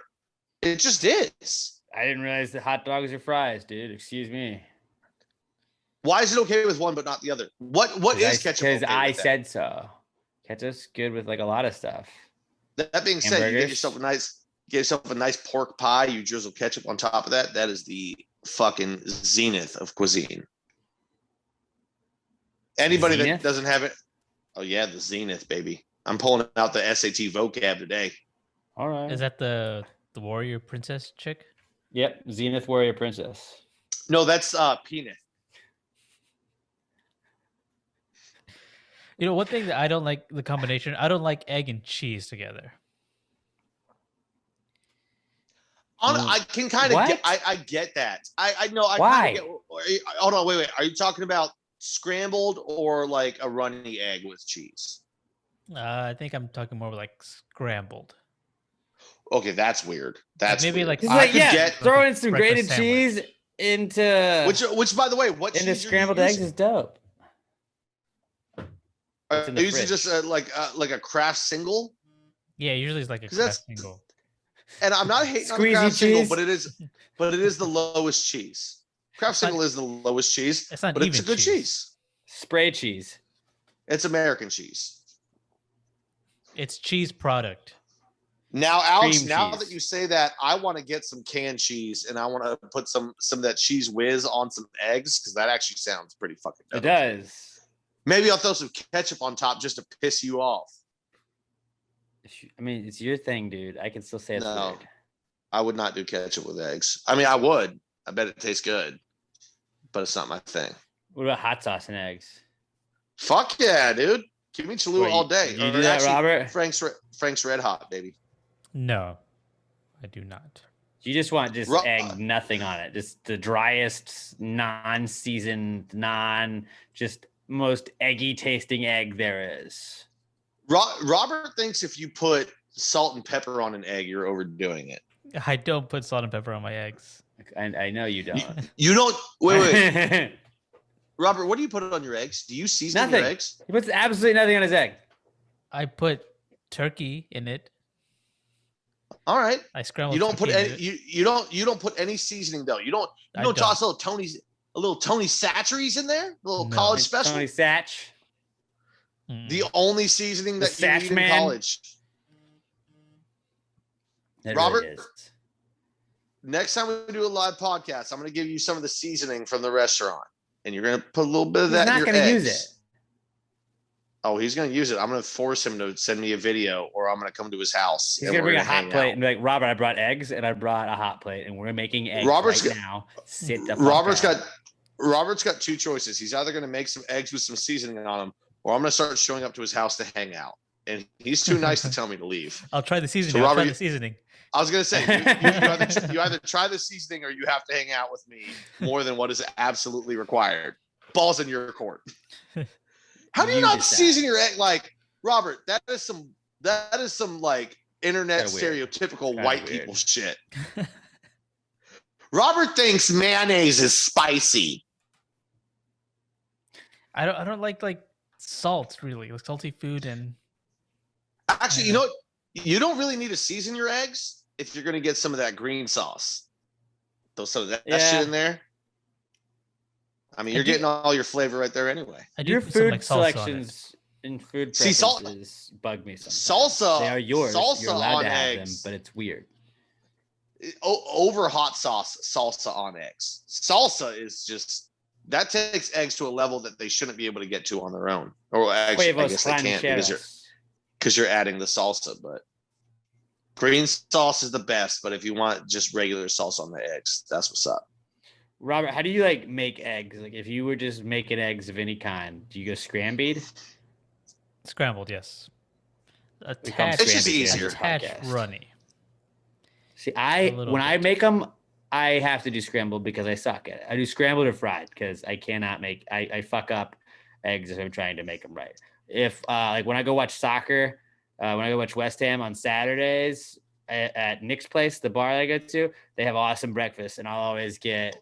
It's the breakfast Americana. You get hash browns, bacon, toast. And they're like, oh, well, how do you want your eggs? And I always get sunny side up because sunny side up eggs are the shit. And I love fucking cutting them up. Over easy, it runs all over everything. And there's bacon with a little bit of egg on it. It's a little bit on the toast. Like I fucking love the mixture of it. I know there's people that hate like anything touching their food. I throw that shit up, chop it all up, throw it in one thing, and I'm cool with it.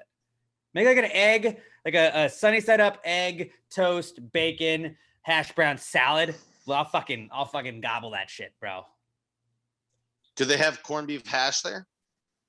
Probably if I asked them. I don't know. I've never tried it. That's the corned beef hash. You get that at a place. You put 2 or 3 eggs, whatever you prefer, right on top of that, and then you just dump that hot sauce in there, and you just throw all that shit together. That's the ultimate breakfast. And now, honestly, you said on a salad. Now I really want to try corned beef hash on a fucking salad with some eggs and shit in there and mix all that together. That would be. I'm just hungry now. Dope. I'm really just hungry. That and yeah, guys, I'm gonna get up. I'm just gonna carry the iPad to the kitchen and start cooking while we're doing this because it'll be a I'm in the mood. Podcast. So yeah, Jesus. I think Pat and I said I'll show Robert how to make some eggs. Jesus would go peanut butter and jelly, according to 2 out of the 3 of us. Let's move on to our Not Cool segment, brought to you by our good friends at Alamo Remedy CBD. It's not cool when you got aches or pains. It's not cool when you're struggling to fall asleep. But what is cool is Alamo Remedy CBD, AlamoRemedy.com. There are guys. They're awesome guys and gals. And they got some new products. They have CBD lip balm now for just $9. Most of their products are priced at $17.99. Price is $17.99. I'm talking about the cucumber melon lotion. I use that on the reg. My hip has been being a real son of a bitch as of late, but you know what I do? I rub a little Alamo Remedy on that bad boy, and it's pretty good. Over the weekend, I felt like I was sleeping a little weird. Put a little lotion on the back. Felt nice. I'm saying it works for me. Maybe it doesn't work for everybody, but I definitely recommend you try it. And if you disagree with me, then just don't keep getting it. You know what I'm saying? Also, if you go to AlamoRemedy.com, use our promo code PTG at checkout, you're going to get 10% off of your order. And it's not one of those 10% off your first order. If you keep going back to AlamoRemedy.com and use the promo code PTG at checkout, you're going to get 10% off of your order every single motherfucking time. They have the tincture oils that you just put under your tongue in the morning. That's pretty simple. The capsules, if that's the easiest way to do it. They got the gummies. I love the gummies. I don't even have the gummies anymore because I gave them away. I gave the gummies to my mom because my mom liked the gummies so much. I need to get some more gummies. But the gummies and the lotion are my 2 favorites. Both of those and the tincture oil and capsules are priced at $17.99. They have the hemp flower, which has no THC in it. It's $19.99, but it's like your traditional hot leaf, but it doesn't give you the awkwardness. You're not feeling paranoid going out in public. You can go out in public and just interact with people without feeling weird. And it gives you a nice little chill vibe going on there, but you're not going to have the paranoia. You're not going to have the bad side effects of it that you may get with the hot leaf. And then they got the $9.99 lip balm. There's something that you're going to like, I promise, at Alamo Remedy CBD. At Alamo Remedy and at Alamo Remedy CBD on Twitter and Instagram. If you're getting anything from them, let them know you're supporting the people supporting us. If you use our promo code PTG at checkout, AlamoRemedy.com, promo code PTG at checkout, you get 10% off your order. We're going to get a notification that you did it. We'll give you a shout out on the next podcast. AlamoRemedy.com, promo code PTG for 10% off your order. AlamoRemedy.com, the official CBD sponsor of Pass the Grade Podcast. We're getting ready to do our Not Cool segment. You can submit your Not Cool. And Not Cool is basically just something that literally makes you say, hey, man, that's not cool. It could be stubbing your toe. It could be getting run over by a car, either or. Hashtag PTG Not Cool at Pass the Gravy Pod on Twitter. I'm at Alex J. Middleton. Pat's at Not Pat D. And Robert is at Robert Barbosa03. This is the Not Cool segment. Not cool, man. Dude, that's not cool. Not cool. Not cool. Dude, that's not cool. Not cool, man. Dude, that's not cool. Not cool. Not cool. Dude, that's not cool. Not cool. Not cool. Ooh, Pat, if you're not watching the video version, you're missing a show. Pat, your tits are looking great today. I'm getting real weird with it, and my tits are popping. In this tit day. Darling Like a Marlin shirt. A Darling Like a Marlin tank that you can get as well as the shirts and the ladies' tees. That's my nipple right there, guys. You can see it well on there. That's my nipple poking through the shirt. He's rubbing on it. If you're missing the video. No. I'm just pointing at it. I'm wiggling the thumb so they can see exactly. You can see that. You see that, Mark? That's my nipple. I'll start first. I don't really have one that's like the craziest one, but I feel like me bitching about my apartments has been kind of a common occurrence. The other day, they just turned off the water for no reason. Not because we didn't pay a bill or anything, just oops. And then it was like they usually they're like, hey, we'll be shutting off the water from this time to this time to do something. Nope, just was off. Did you kill them? No. Because I think you were legally within your rights to kill them. Yeah, I don't know, man. I'm really fucking fed up with this shit. They keep doing this, like they're doing all these repairs still. They said they were going to be done with construction by March or April. Well, it's May. It's fucking May. Figure it out. And then like this morning when I was getting ready to go to work, they had put a note on our doors that was like, oh, hey, please move all your patio stuff inside. We're going to start working on the patio, blah, blah, blah, blah, blah. And it's like, I have a grill. I have a bunch of shit. I'm not going to just move my grill inside for the week and a half y'all say it's going to take to do whatever it is. It's like, yeah, I'll move tell it me what when, day. Yeah, when you're working on it, I'll move that bad boy inside. I have no problem. I'm not just going to have all of my patio in my apartment for 2 weeks. So go fuck yourselves, all right? Like, chill out. The people that bought my apartment complex, like the new management, fucking suck, dude. These people fucking suck. They like installed those spotlights pointing into our apartments, and they like. I like that they've sent an email saying like, "Oh, we've started to dim the lights. I'm glad that we're not hearing problems about this." Like, oh, bitch, everybody's fucking like. If you look at the reviews, they all are bitching about the fucking bright lights, and they're not getting fixed, and like they leave our fucking gate open in the middle of the goddamn night, just like it's like. I thought we lived here because we have a gate that opens and closes. When it's wide open, it doesn't really work for anybody. That security part's gone. And like, it's construction, right? And it's like, no, it's not. It's annoying as shit. It's annoying as shit. There's a jackhammer. There's fucking weird power tools that I don't know going on all the time. Fuck this place, man. I'll jackhammer you with some power tools. What's up? When we move, I'm going to fucking put this place on blast publicly. What you should have done. Could go just leave the worst reviews ever for it. When they shut the water off, you literally should have just taken a poop right outside of the front door of the office and been like, sorry, couldn't flush. Sorry, yeah, couldn't flush. I had nowhere else to poop. I had to poop. I've bitched about this valet trash thing, but it's just really getting old now. Like, we have trash chutes on every floor.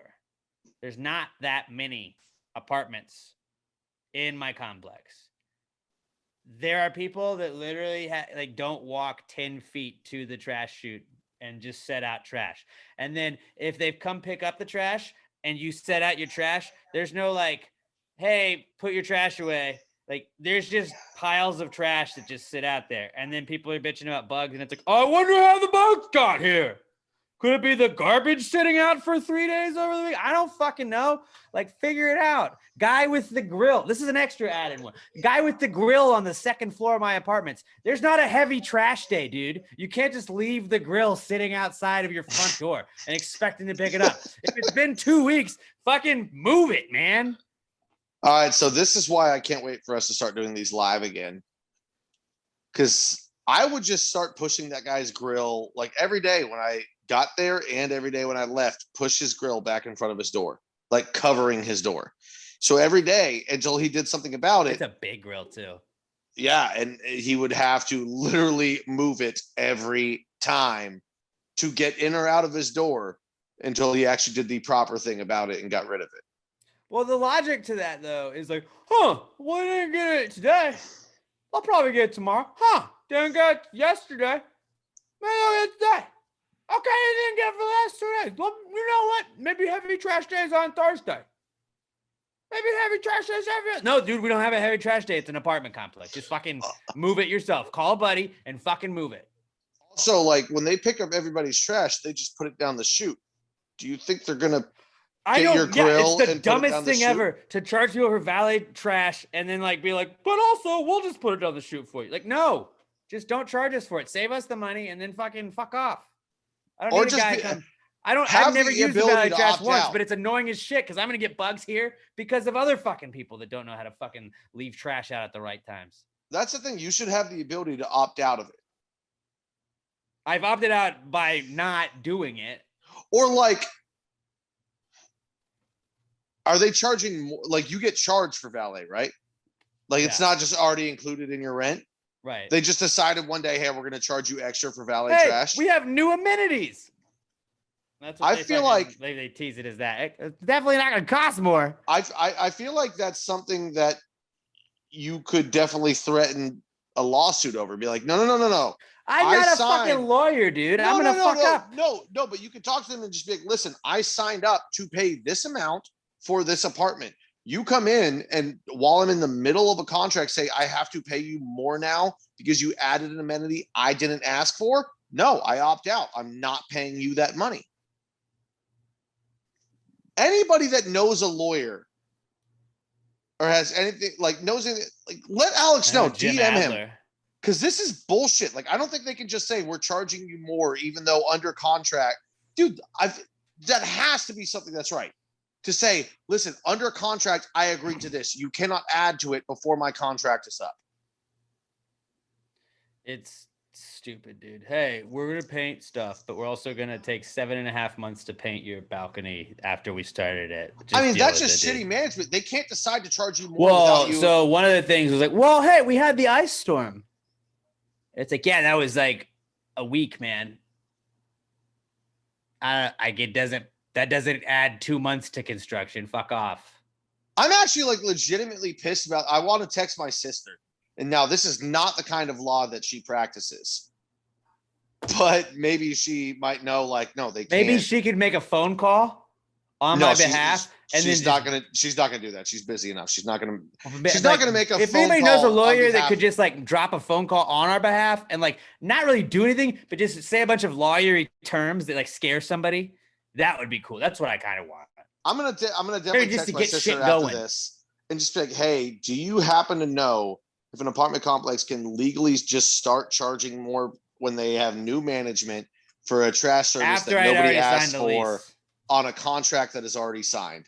And this is not part of that contract. She's probably going to be like, I don't know, but that sounds illegal as shit.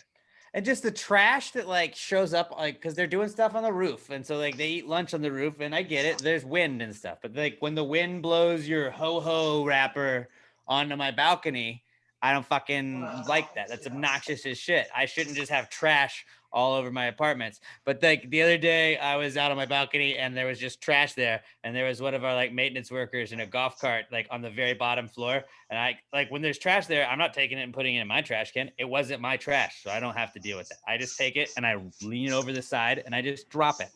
That's not littering. That's just me moving the trash from where it was to somewhere else. I didn't litter in the first place. Whoever left the trash there, left it there.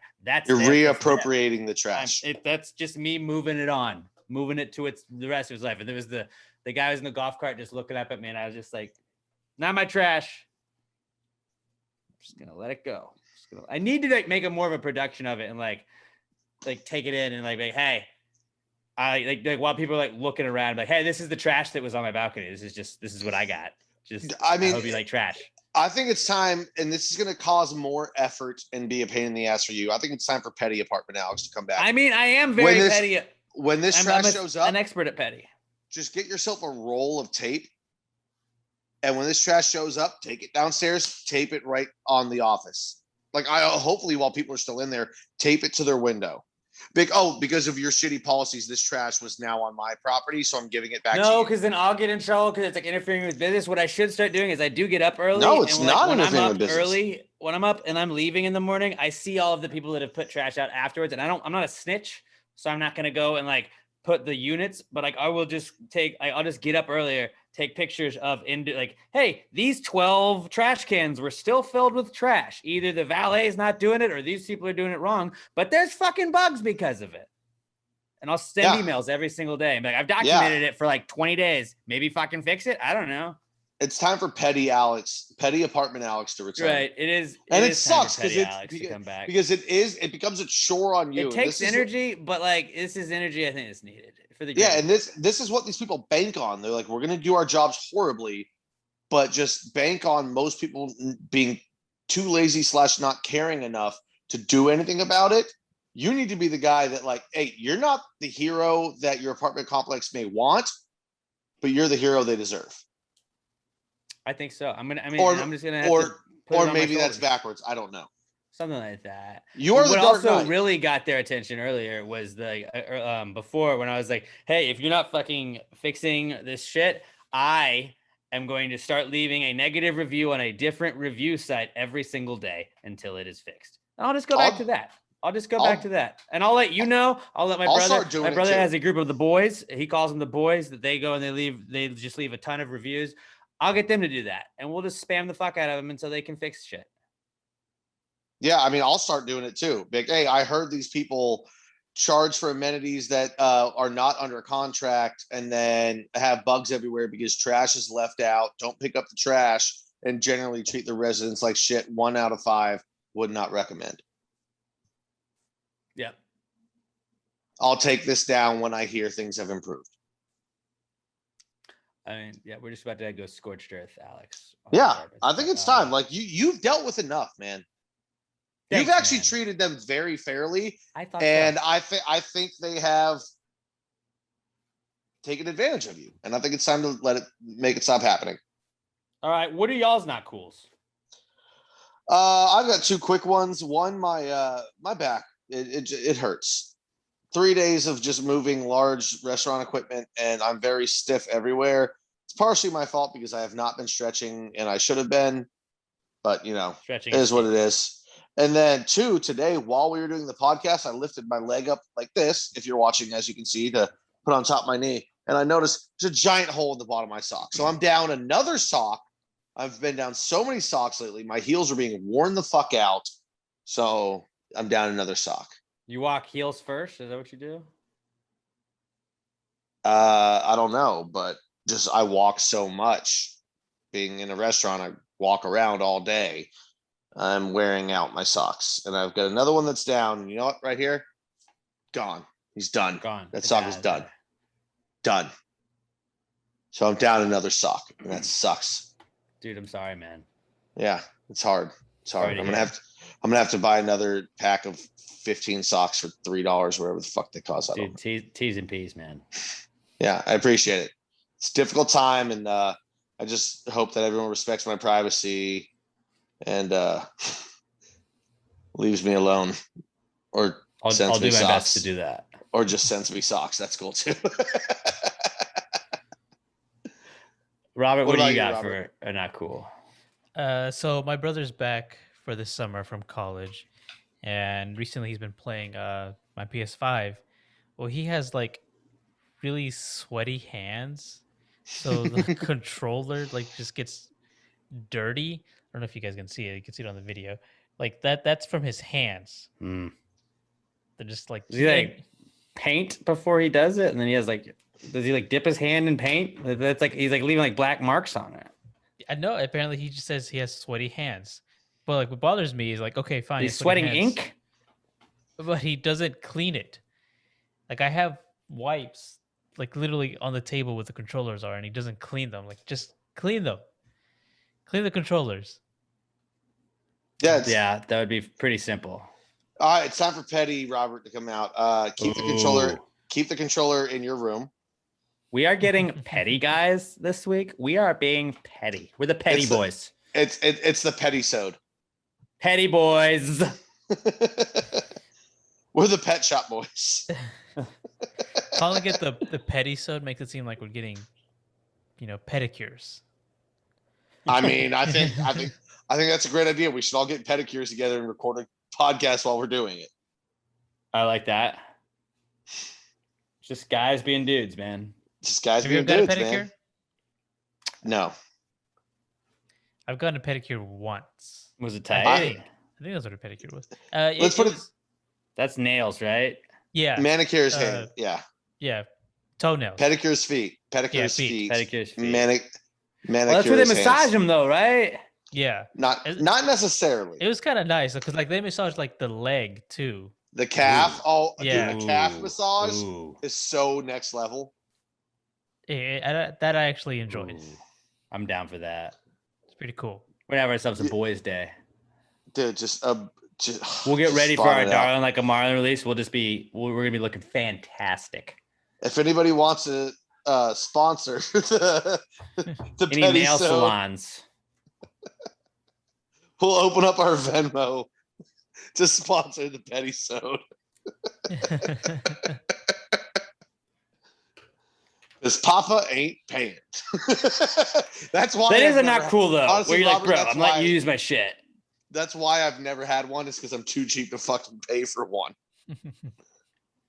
I'd love to take a nap while getting a pedicure. That sounds fucking like the height of luxury. Just get little marlins painted on our toes. Oh, Just saying. I want to get a tattoo of a marlin now. Let's get one. Are you a big Miami Marlins fan? No, not at all. I'm darling like a marlin though. It was a dumb thing that my podcast did once, and then it became a beer. Doing, and they'll know all about it.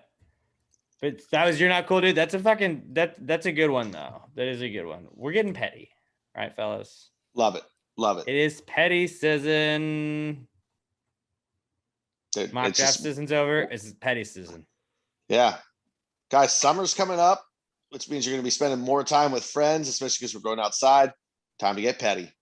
Fuck passive aggressive. Don't get passive aggressive. Get petty. Call me Petty Mayonnaise because I'm getting petty. Call me Tom Petty. There you go. Richard Petty. Ricardo Petty. I don't know that one. Oh, it's the Spanish version of Richard Petty. You fucking idiot.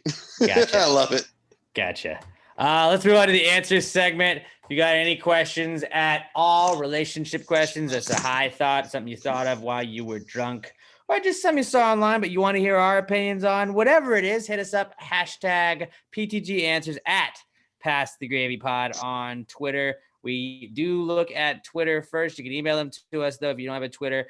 Answers at passthegravypod.com, but we do prefer Twitter, hashtag PTG Answers to at Pass the Gravy Pod. Before we get to the answer segment, it's brought to you by our good friends at Little M Air Fresheners. Do your air fresheners suck? Because if they do, then all you got to do is head on over to littlemshop.com, littlemshop.com. The Little Ice, I've been rocking the Little Ice as of late. It's pretty great.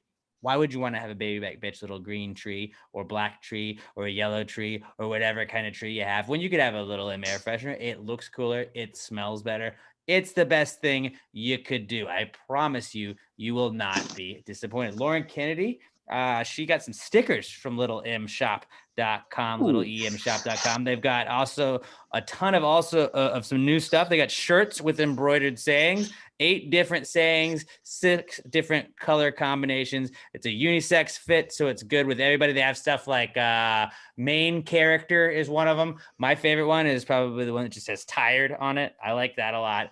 You're going to love them. Check it out. They're, like I said, unisex fit. There's 8 different sayings. 6 of them have different color combinations, and they all ship for free.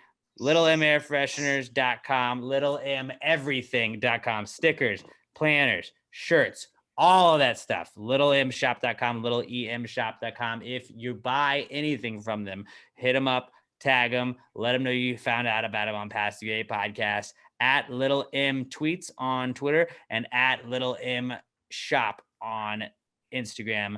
LittleMShop.com, LittleEMShop.com for the best air fresheners and everything else in the whole wide world. This, guys, is the answers segment. Well, if you just answered the question, why don't you just answer the question? Be honest, no big deal. Yeah, answer the question. Don't change the subject, just answer the fucking question.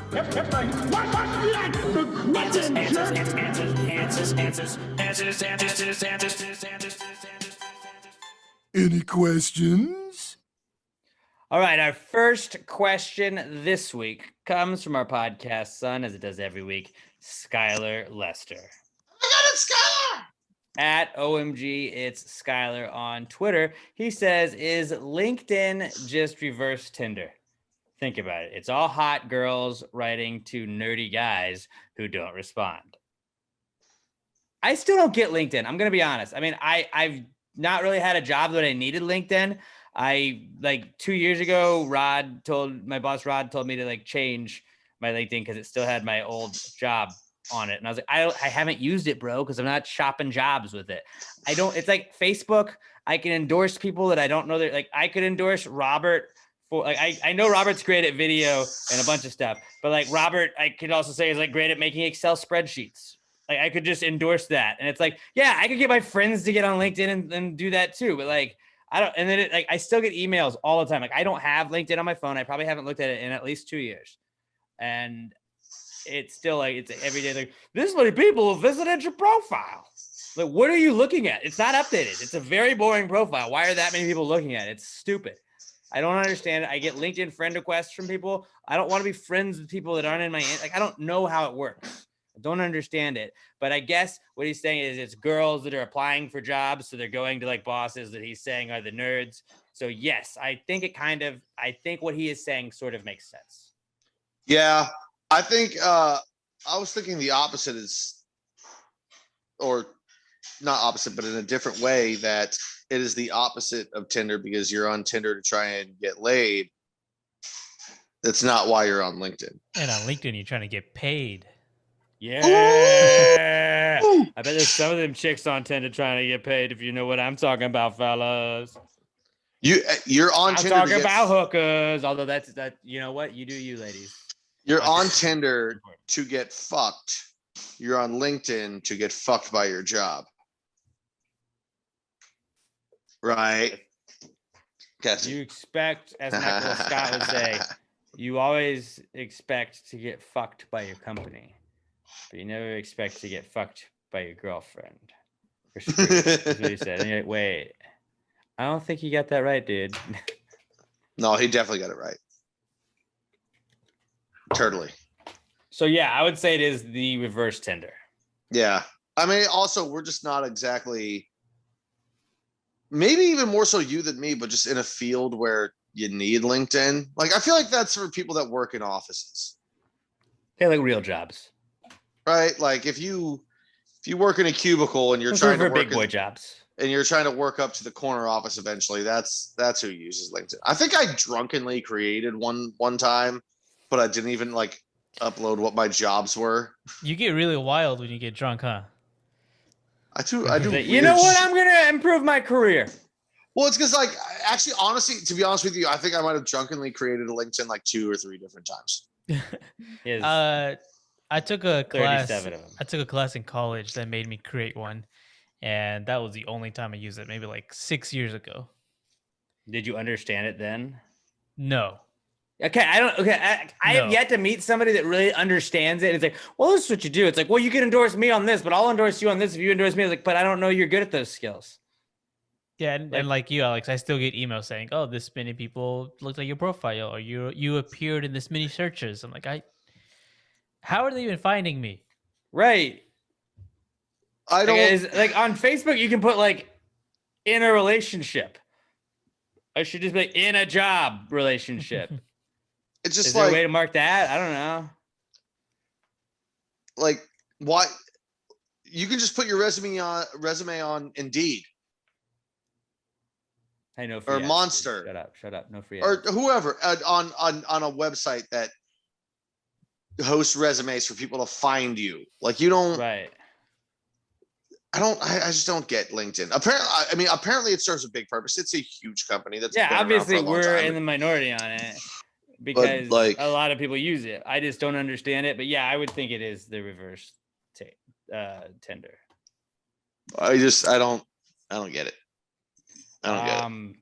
Josh Posados right there with the next one at Josh_Posados on Twitter. He says a salad with chicken or breast implants. This took me a second when I first saw it. And I thought he had a typo, but I realized it may be the most genius answers question ever. Is it a salad with chicken in it or breast implants? I mean, that's pretty presumptuous of you to assume that they're using the chicken breast for the salad. Well, they definitely are using the chicken breast for the salad, right? You can use leg meat. I would assume they're using. Nobody does. Breast. Everybody uses the chicken breast, but so breast implants, absolutely. I would say it was leafy titties. Leafy tits. Yeah, can I get order leafy tits over here? Can I get some tits on some foliage? No, they're called breast implants, like on the menu. But like, you know, like when you go to Waffle House and you're like, or like when you go to like a diner and you're like, yeah, can I get eggs over here? You're like, yeah, I want it smothered, covered, still moving, and this and that. And it's like you have all like the nicknames that all like the cooks use. It's like tit salad is what it is. What did you just say? Salad and tits? I said tits on foliage. Tits on foliage. No, I get what he's trying to say. Breast implants kind of sounds like breast implants. No, it's Yes, some. it is. I No. like that. I'm gonna say that's what it is. No, it's a fucking chicken salad. Come on, man. Don't get crazy. Breast give me this. That's funny. It's funny. It's But it's breast chicken salad. implants. Just say gosh, this. don't forgive. I'll him tell you for this. If you were ordering a salad from me and you're like, yeah, can I get a breast on plants? I'd be like, fuck you, dude. Can I get some chicken tits? I'd be like, fuck you. Now, if you said you wanted some chicken tits, I'd be like, how many you want? You want one breast? You want two breasts? Dude, I'll give you chicken tits all day. What are you, chicken tits guy or chicken ass guy? I don't know. Hell, even if maybe you said, hey, can I get some I'm a chicken titties on some respect guy. foliage? I'd be like, what foliage do you want? The Caesar, the Greek, or the house? Let's go. I like that. I feel like that's the tit foliage is more like. I really know. more I'd confusing. fucking hate you if you said that too. I only said that because I came up with it, but I no. like breast implants. Yes. I like the creativity that you're showing. No, it's breast implants. If we were in a classroom Robert setting, side with I me, would- Robert. I would write a letter to your parents saying he shows initiative and creative thinking outside the box, and you need to encourage Just it. give me this one. I can't. It's the best I'm one sorry. we've had. I'm sorry, I can't. I wish I could. I don't know. Maybe I'm just in a Debbie Downer mood today. I don't know. Yeah, can't you get behind it. are. You're wearing a darling like a Marlin shirt, but you know what you're not acting is darling like a Marlin. That's not your attitude today, Pat. I don't like it. I mean, I don't like I it one hate. bit. That's my role here. I'm the grounded Robert, what do you one. think? I think I can't give you this one. It's, You know what? New rule. My vote counts for 3. It's 3-2. I win. You know what? You know what also pissed me off about this? He goes a salad with chicken. I mean, to me, it's. Oh, I know. I guess chicken I'll allow salad. that. Yeah. See, now Chicken who's salad wrong, huh? is different. I mean, I would say a chicken Caesar salad, not a Caesar salad with chicken. Well, It's just what if he doesn't want depending on Caesar how you dressing write it. on it? or just a Caesar. Maybe he wants a house salad, Greek salad. It's breast implants. All right, Garden guys, salad. You and I know it. That's all. Maybe that a matters, right, my Cobb friend? salad with some chicken. I like the creativity. More like a shut I the fuck up salad, Pat. That's maybe Can't get what it behind should that be one. called. Maybe you should get a watch your fucking tone because I'm going to be seeing you in 2 weeks salad. How about that one? Maybe you should get a shut the fuck up, keto boy. Maybe salad. you should get Maybe a. that's what you should get. You're feeling brave on the other side of this internet connection with a couple beers in you salad. How about that one? How about I have the Sam Houston State punter on my side. He's gonna kick you right in the fucking nuts when he sees you at the Darling Like a Marlin release. Maybe that one, huh? National championship punter. Salad. I did ask you if you could kill a man You with didn't his, say- with his kicking see, foot. And he could. I win because you didn't say salad at the end of that one. So you broke the form of what we were doing. So So I fuck win. you, Pat. The fuck you salad, all right? How about we There get it is. the We're moving on. Moving on. I can't even hear you. Southern Can't even Star hear- likes me. Oh no, did he get muted? That sucks. That's unfortunate. Oh no, it's been a minute. Wow. Until you can figure out your attitude, Pat, we're gonna keep you muted. Okay. All right, let's move on. We have our next question is from our MVP, the reigning MVP of Pass the Gravy, Josh Tree, Caudle at Joshua Tree 713, and he says, I had bacon and a fried egg on my burger at Twin Peaks. It was called The Hangover. Did I have brunch? Okay, now I have to unmute you guys because is that what brunch is? That was kind of what y'all were shitting on me for last week, saying No, like, that was an "Oh, you actual just meal. had- You had an just had actual meal, anything- not an you imaginary throw an egg meal. on anything and it's brunch. He I didn't think have you had- brunch. if that's the rule, I think you have to allow it. But no, I don't necessarily think it is brunch. No, you had a burger. What if you had it at 11 a.m.? It's a burger. That counts. Yeah, as it's still brunch. burger. Brunch isn't real.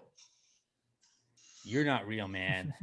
If it's the first meal of the day, technically it's breakfast. I am really mad. I'm really mad at both of you right now. Okay, I'm very upset with you guys and the way that you have chosen to conduct yourselves towards the end of this podcast. I thought this was going great, and it's really taking a turn. Still think it's going great, baby girl. Shut the fuck up, Pat. You're doing terrific, sweetie. Keep going. Shut up. I'll mute you again. I have the power to do that. Go for it. I'm wearing a tight hat. I'm on the board. No, I'm on the board. I'm on the board. I'm on the board. I'm on the board. I'm on the board. I'm on the board. I'll mute you. David Ruiz writes in at David_Ruiz90. He says, if horrific means to make horrible, does terrific mean to make terrible? Damn. Kind of. Damn. By that logic, yes. No, it doesn't, but it that's should. Not what terrific mean, right? It should. By that logic, it's wrong. So yes, it should. Terrible. It should. Well, that was open shut. All right. Our final answers question of the week from Gen Z Zach Woodruff at Salsa 6800. He says, is a dog smelling the sidewalk like a human scrolling through Twitter or Instagram? Just trying to see what everyone else is up to, man. 100%. Yeah, just getting on the internet. That's dog's internet, man. They can't get on the internet. I wish they could. Yeah, just cool. It'd be cool if we could like tweet me. What's going on over here? I'm like, hey, what's going on Twitter? What's going on Reddit? Weezy would just tweet me constantly like, ball? Question mark? Ball? That would be great if dogs. My what's that? Question mark? Ball? Hey. Question? I was like, Weezy, you've tweeted me that same thing 48 times today. So you ready? Food. There you go. You do? Food. Yeah. Huh? Car? Food. Outside. Belly rubs. Outside. Food. Belly rubs. God, I wish I could text my dog so bad. Oh. Dude, all I would do all day long is be like, who's your good boy? I miss you. Hold on, wait. Who is a good boy? I miss you too. It's you. You're the good boy. Like, oh. Yes. Somebody figure out how to let us text our dogs, man. Just let us do that. Yeah, that is basically like a dog going outside sniffing on the sidewalk. Like that's like, oh, hey, this guy's been here. That's their Facebook, dude. Like, you know, that's them being, whoa, what's this? What's up here? Oh, so and so is here. That's crazy. You know what it is? It's like early on Facebook where you'd be like, I'm at the grocery store, and the dog, you know, later on you scroll through, like, oh, they were at the grocery store. The dog was like, I'm at this fire hydrant. Later on, a dog walks by, be like, oh, Bill was at the fire hydrant. I'm at this telephone pole. Literally, and then this pile of poop. When they snip each other's butts, that was like them poking each other on Facebook. That was exactly what it was. So yes, Zach, you are absolutely correct. 100%. 100%. If you'd like to submit your answers questions at pedi-pod, #PTG answers. I am Alex J Middleton on Twitter. Be sure to give. It feels weird only wearing one sock. It is. Your feet look weird with just one sock. And he dropped his iPad. I kicked my iPad over. Don't do that. I didn't play it broke. At pedi-pod, if you want to give us a follow, I'm at Alex J Middleton. Pat's at not Pat DN. Robert is at Robert Barbosa 03. Darn like a Marlin shirts. Get them now. PassGradeMerch.com. If you want them by May 29th, hit that rush. Your arms can look this good, guys. Order. You'll get it by then. You have tanks. We have ladies t-shirts that are $1 off because we fixed the wage gap. But yeah, guys, PassGradeMerch.com. Please give us a 5-star review. Share us with a friend. If you like on iHeartRadio, so like Tessa and Rod have podcasts now, and their podcasts are very good. Their podcasts are doing well. But like obviously, like they look at all of us. If you want to like after you're done listening, if you want to hit Pass the Gravy a couple of times on that iHeart, even after you're done listening, give us a couple extra listens. I'm just saying, maybe jack up those numbers for us. Jack those numbers for us. It looks good in the meetings. Shit up. Looks good in the meetings. I'm not saying you have to, but it'd be lube up those your numbers, boys guys. solid, you know. Whatever platform you're on. If you're done with the podcast, just a couple times every couple of days, just hit play for a second. Play for like 5 seconds. Then just stop. You're good. We get a credit for the listen. Also do that for Robert's podcast. The recent study suggests they were talking about sexy stuff this week. Yeah, they we were. Let's just say that was the creepiest. Gets a little naughty. Recent study suggests new episodes of that every Monday. Every Monday when I'm on my way to work, that's the first thing that pops up on my my podcast app. It's like, hey, guess what just got a new one? And I'm like, oh, let me listen to this on the way into work. So I check out a recent study suggests on my way into work on Mondays. Him and Sam do a fantastic job. Subscribe to them, give them a 5-star review as well. Give us that 5-star review. And darn like a Marlin shirts, guys. Hook us up. Hook us up. Sam Houston State plays San Diego. No, hook yourself up. It helps us, but you're the one who's going to look good. Hook yourself up with looking great. Either. Sam Houston State plays South Dakota State, not San Diego State. They're SDSU. Oh, Dakota. South Dakota State. Sam Houston State National Championship game this Sunday at 1 o'clock our time. Tune in on ABC. Eat 'em up, cats. Follow Matt McRobert at Matt McRobert _ on Twitter, the punter for Sam Houston State. Every time he has a punt, which we talked about on the interview, we're hoping he doesn't have very many punts. We're hoping he doesn't have any punts in the national championship game because that means we're fucking him up. When we crush South Dakota State, if he does have a punt, though, just be like, that Matt McRobert punt was darling like a Marlin. That'll be like what we just give him some love. Give him some love. Say we think he's pretty darn like a Marlin at Matt McRobert _ on Twitter. Give him a follow. Let him know that the Gravy Gang is behind our Bearcats. 1 o'clock kickoff on Sunday. Watch along with us on Twitter and have a great rest of your week, you guys. We love y'all. Until we talk to y'all next time. Pass the gravy, you bitches. I got it bad yesterday. You hit me with a call to your place. And beat her in a while anyway. Was hoping I could catch you throwing smiles in my face. Romantic talking, you didn't even have to try. You couldn't have to